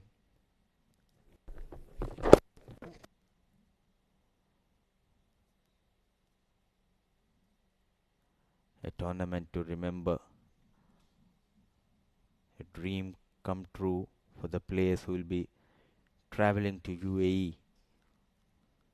They'll get a chance to play against some of the greats of this game.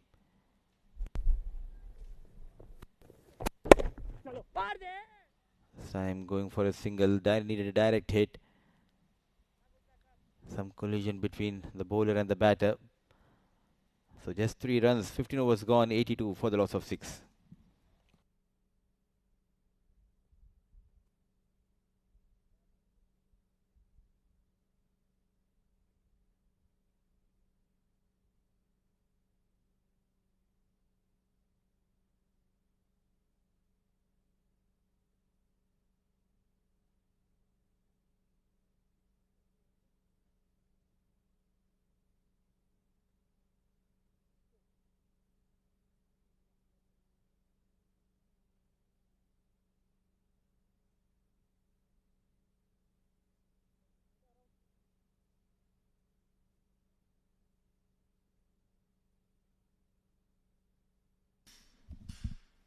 The last stretch for Renaissance challengers as far as this run chase is concerned. 15 overs, 82 for 6 is what they find themselves on. Played towards the offside. Sufyan Mahmood looks very good when he's striking the ball well right from the middle of the bat. Joining me in the comm box is senior statesman Jamil Zaidi. What do you make of this run chase? Do you think Renaissance challengers are on track, or is there a little bit more left? It is off track, to be honest with you. Right from the first ball he faced, as I mentioned you, they should go all out. And Sufyan going for the single is of no use. You mean all out as in all out, or? All out means all out go. Number 1 and number 10 go for the runs. That's all. But that way they could end up getting all out in terms of dismissals. It is almost near that we're talking about. But 83 for 6 and they're fighting and fighting hard. Trying to take a swing at that. Wide outside off stump. Sanju Sajeev is very, very masterful in shooting those deliveries down the throat of the batters. Once again, similar sort of delivery. This is pinpoint accuracy so far. No fight. Absolutely no fight. It is always given in the plate. Well, no, not to talk what about that, because their approach is totally off color, to be honest with you. I mean, another single, Sufyan Mahmood to face that last ball of the Sanju Sajeev over, and probably the onus is on him to score a few boundaries from here onwards, especially this delivery. Otherwise, it's been awfully quiet all over at the moment. Sufyan Mahmood looks to work it around his legs, but luckily enough, it's going to be one extra run added. None of the batters from Renaissance Challenge showed some class all through this match number 6 as well. Struggling at the moment at the end of 16 overs. RC are 85 for the loss of 6.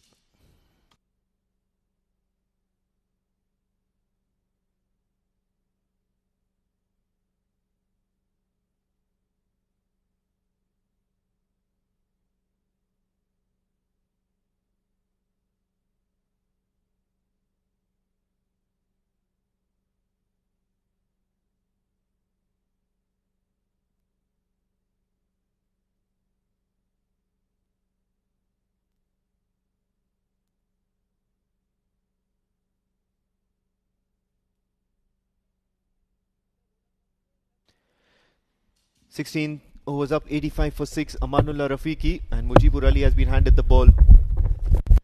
Looks to cut. Beats the fielder, so there's certainly 2 there. Running that first one a little hard. Sufyan Mahmood responding late for the second, but will get it comfortably. So good start to the over so far. Mujibur Ali has been miserly in that first over. He's just conceded 3 out of it.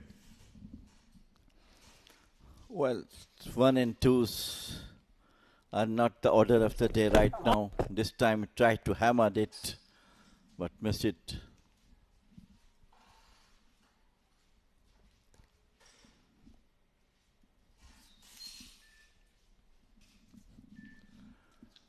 Very sorry figure for the Renaissance challengers. Just ended up almost giving up the match to Yalla Shabab for some excellent bowling. This time pulled it away, but just 1 run on that. Things really going worst for Renaissance Challengers this time. They must regroup for the next edition. Yes, they are not doing good. Coming down the wicket. But the fielder is waiting there for the singles are coming up. Almost 17th over his near end. 2 legal deliveries to go, Amin. Yeah, he's done really well here, Mujibur Ali. 0 for 7. He's managed to keep the batters quiet, and he knows that bowling the right areas, trying to bowl those enticing deliveries so that they can purchase a wicket. Oh, he's appealing. And up goes the finger. Mujibur Ali will finally strike. Sufyan Mahmood succumbs to the pressure. Well, it's a very sorry figure. It's coming from last 5 matches from Renaissance Challengers, and this 2 not too different from that what you have played outing there. It was Sufyan Mahmood played outside the off stump. That one tried to cut and nicely taken by the keeper. Wicket number 7 back to the dugout for Renaissance Challengers.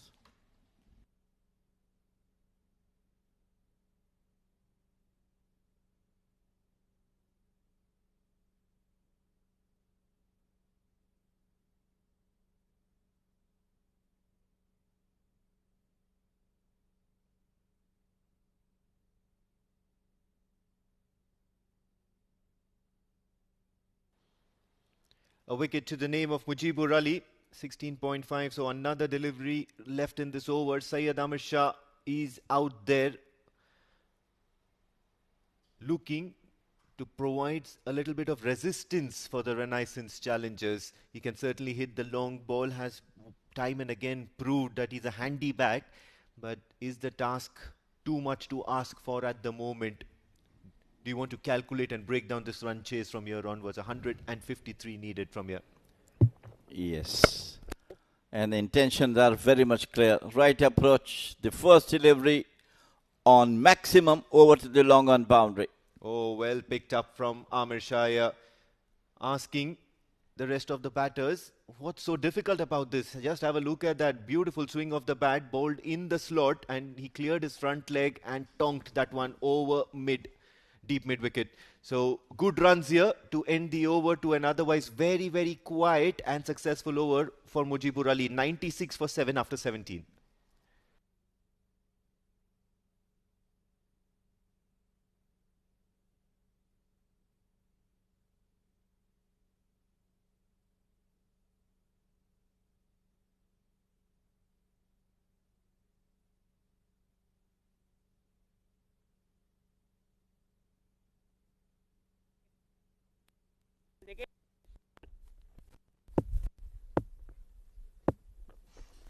It's going to be Zikri Islam to Amanullah Rafiqi and Amir Shah, who's just come out swinging and swinging hard here. Good time for experimentation as far as Yalla Shabab Giants are considered, because can you afford another shift in momentum here or go for the kill with the rest of the bowlers?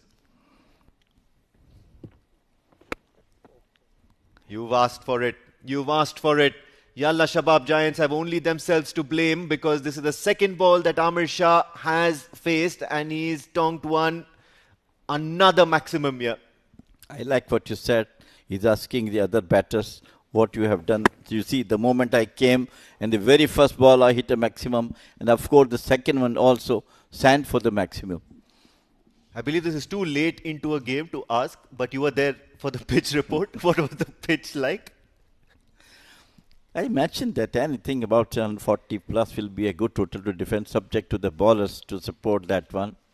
And to the contrary to the last match we have, some spinners had some say in this match rather than for the fast bowlers. And what's your take on the difficulty level of the pitch at the moment? Because the batters don't seem to have any problem playing here. There are no demons on the pitch out there at the moment. I mean, it is the batters who can exploit the conditions. If you are a good batter, you can do something. Winning the toss and elected to bat is also a good decision. Yeah, that's certainly positive signs from Jay Odedra, and especially considering the fact that they are amongst the top 2 spots in the league. Another big swing from Amir Shah, but is this one shot too many? Fielder settling underneath it and he spills it. Oh boy, Zoe Bamanat ensuring that there's still plenty of drama remaining in this innings, in this game. Might be the man Rinadhan's looking to rescue them this time once again, but it was high in the air. Could have been taken easily, but it's just spilled down right on the fence. Ball touches the boundary line. 4 runs. This is absolute carnage. Oh, this time he goes downtown. It's still that aerial route. The fielder has to cover a huge ground in order to defend that. And it's going to be a couple of runs to the name of Amir Shah.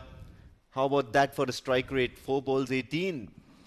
Well, this should have been the approach right from the opening batters, as we're talking a lot about that one. Down the leg side, to wide. At the moment, it's Zikri Islam who's looking to hide somewhere because he's leaked quite a few runs. 14 of 4 deliveries and now an extra, so means he'll have to bowl a couple of them. Looking to take a similar sort of a swing, but misses it. All ends up. But of course, these are desperate measures for desperate times. Amir Shah. Amir is always, I feel that, but a positive always. Whenever he comes to bat, he tries to get some runs. Once again, thumps it towards the deep mid-wicket region. A run to complete the 18th over. Renaissance challengers are still looking hard at their options. 111 for the loss of 7 wickets after 18.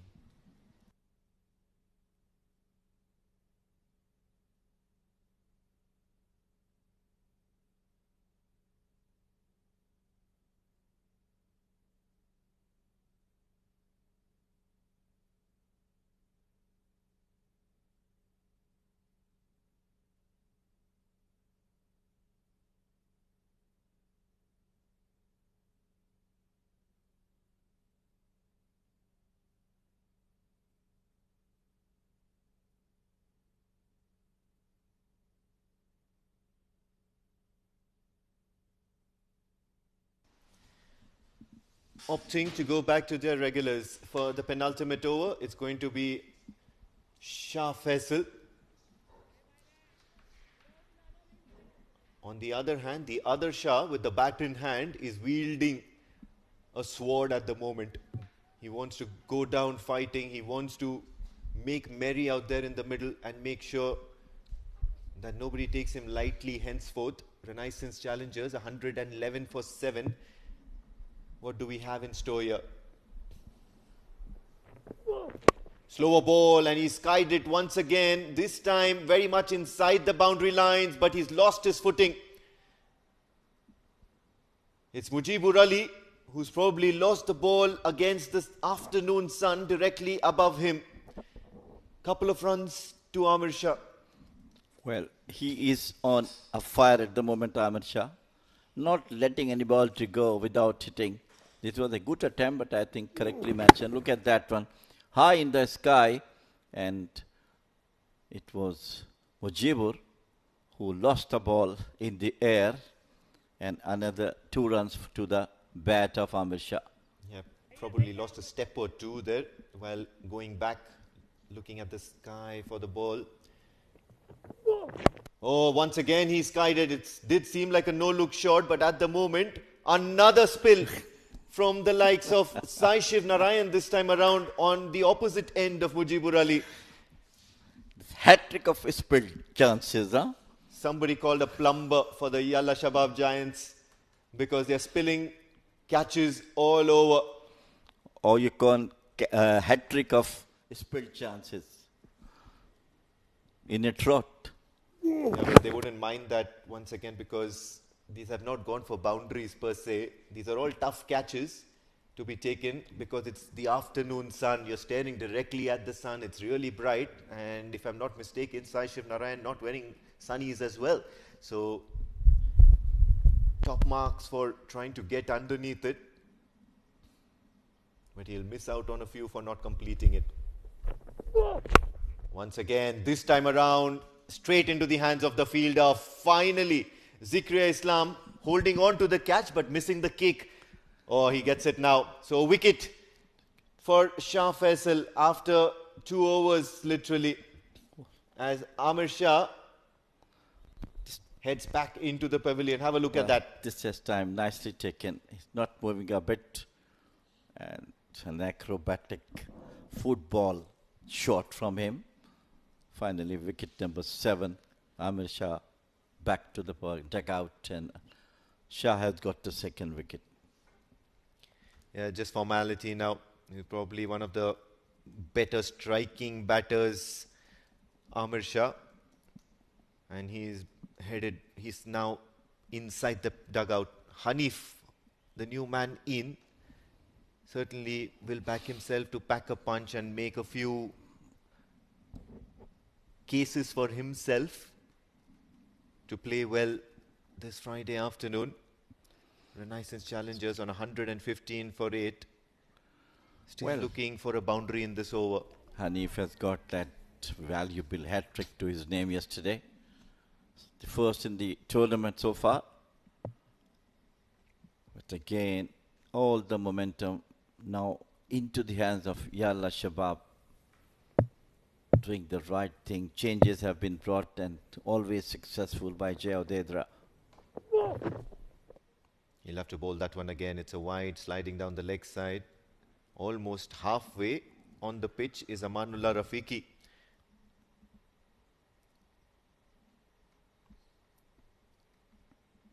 (116) for the loss of 8 wickets. Shah Faisal has another 3 deliveries to ensure that Yalla Shabab Giants just seal the deal out there and make it a mere formality in that last over. What they don't want are 3 maximums. Well, they planned nicely. They have, I think, decided that once they win the toss, they will go to the bat first. He's bunted it down the ground. Not enough power on that shot. Looking for the second run, but Amanullah Rafiqi will not get it. So it's got to be him on strike now. All credit to Yalla Shabab for making this a good one for them. Matching at the points table with Majid's Titans after this win. Still mathematically possible this contest, but it all depends on the next 2 deliveries. Amanullah Rafiqi has to come good. I mean, I'm impressed with the IAS Invincibles come back to the game. He's targeted that leg side boundary, so 4 runs here. Still a fighting chance. They wanted a maximum, got a boundary, and they'll still take that. Amanullah Rafiqi is still out there. That was a bad delivery. No one there to guard the ball. It was 4 runs for him. Full toss and pulled it over to the square leg. Yeah, he's got some handy 4 runs here. Once again, a make or break delivery for Shah Faisal to seal the deal and Amanullah Rafiqi to ensure that the Renaissance challengers can still fight it out in the last over. What's it going to be? Slower ball. A couple of fielders looking to keep it in the ground, and he'll get a couple of runs added to his name. So 2 runs to end the over. And as many as 12 have come from this. Renaissance challengers are 123 for the loss of 8 wickets after 19. 30 needed of the last over.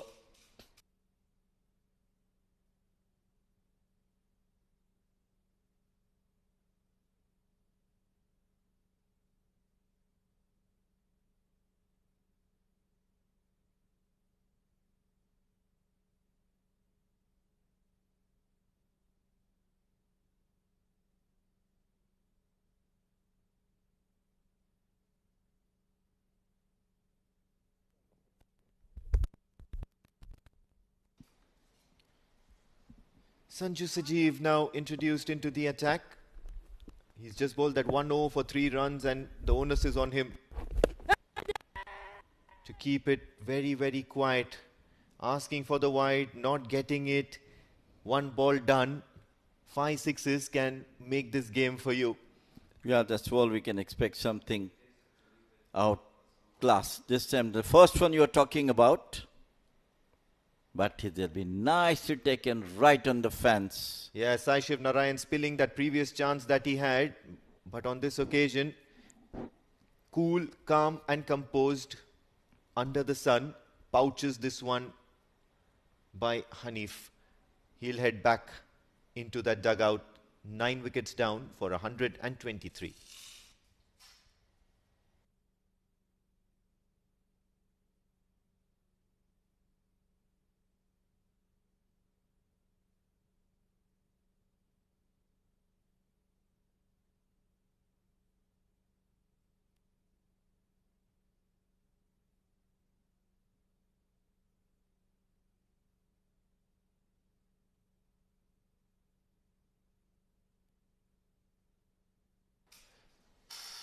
Nearly sealing the deal, Sanju Sajeev picks up a wicket on the second ball of the over.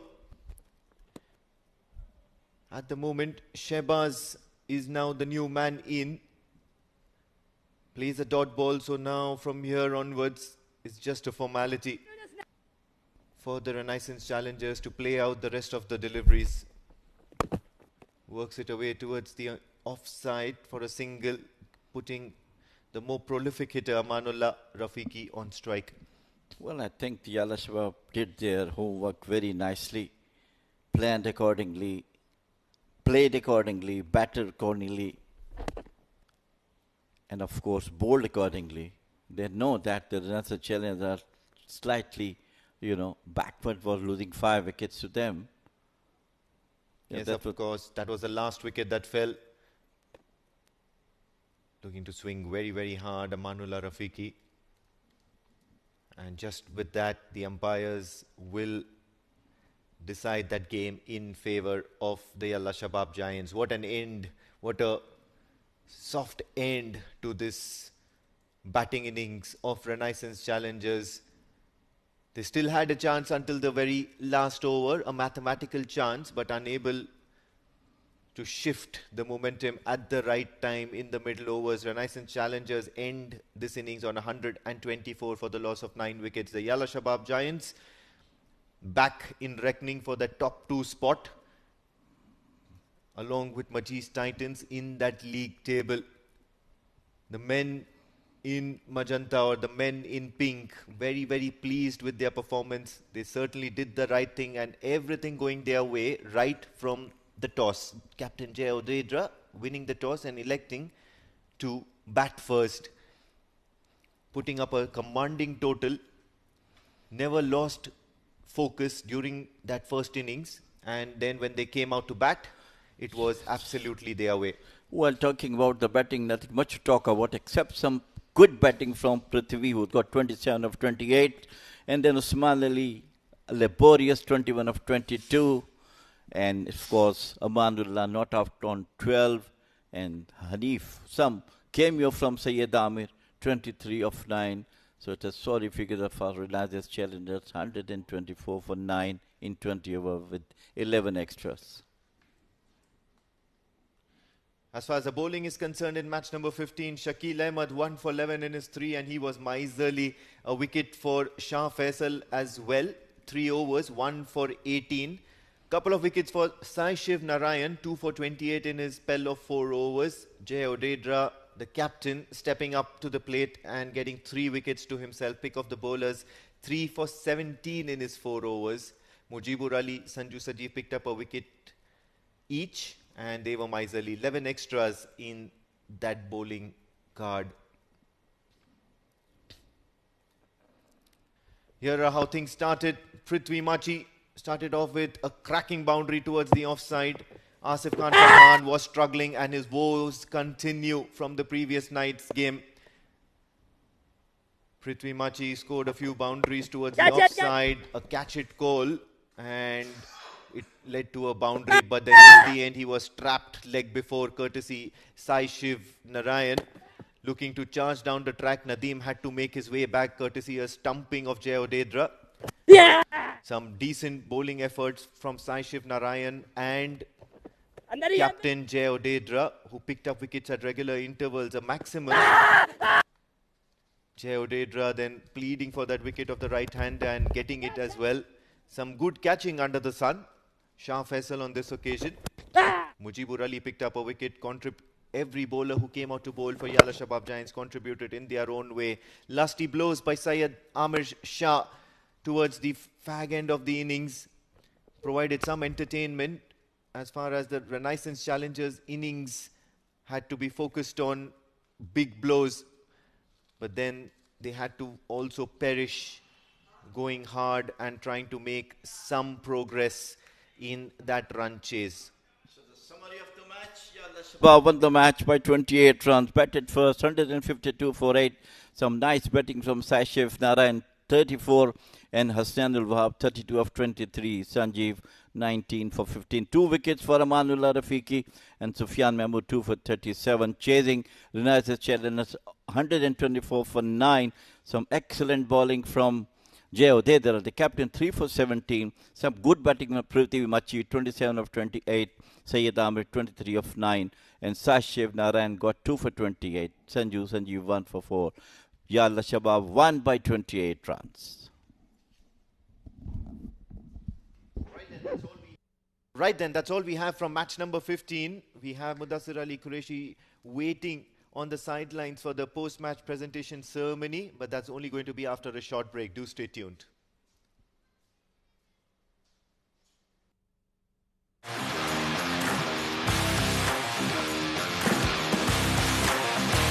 He has timed that one well. That is the ball straight in. Beautiful ball. Edge the way. Yes, it is.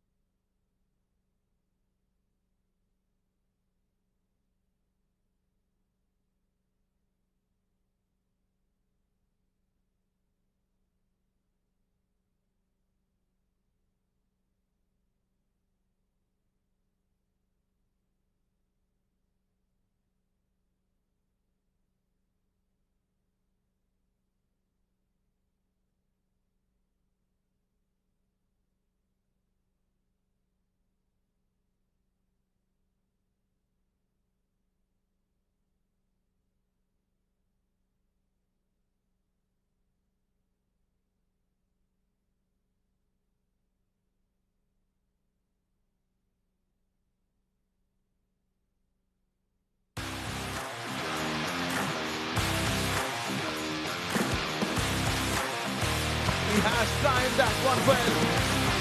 Catches the ball straight in. Beautiful ball. Edge the way. Yes, it is.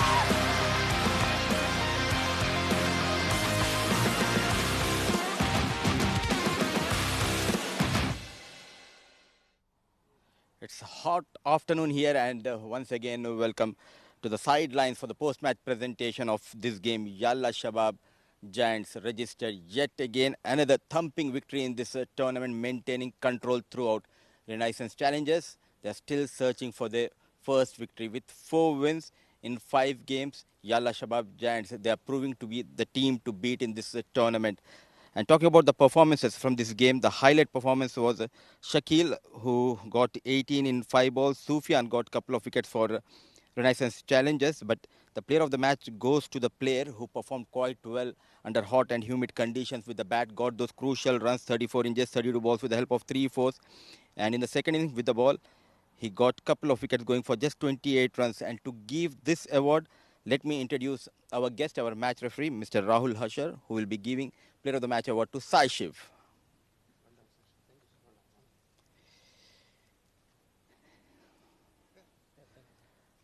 Once again, congratulations, second man of the match in this tournament. What's difference compared to the previous season and this season, Sai, for you? Oh, so according to me, I'm getting a lot of support from the, as I said in the last game, I'm getting a lot of support from the management, which is boosting me from the inside, and self-confidence. Obviously, I'll back myself 100%, more than 100%. That is the reason for the success. Sai, modern day cricket demands a lot from the players. You started as a wicket-keeper batsman, but now you are in a new role of not only getting the runs, but also taking wickets by bowling those leggies. So tell us about your transformation from a wicket-keeper to the bowler. So whatever my team requires, I'm into it, sir. I'm into my team. Whatever they require, I'll be giving my... Whatever I do, I'll give my 100... Better than, like more than 100% I'll be giving to my teams. Though conditions are tough, hope you have enjoyed the outing out there in the middle. To whom you want to dedicate this award? This award, I just want to dedicate to my mother. That's it. Thanks. Well done, and hope you continue this run of good form in this tournament. Thank you so much, sir. Thank you so much. That was Sai Shiv, the player of the match from this game. That's all we do have from the sidelines, but there is one more game, so stay tuned.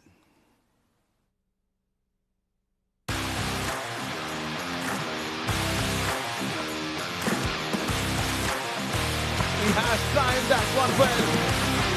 Catches the ball straight in. Beautiful ball. Edge the way. Yes, it is.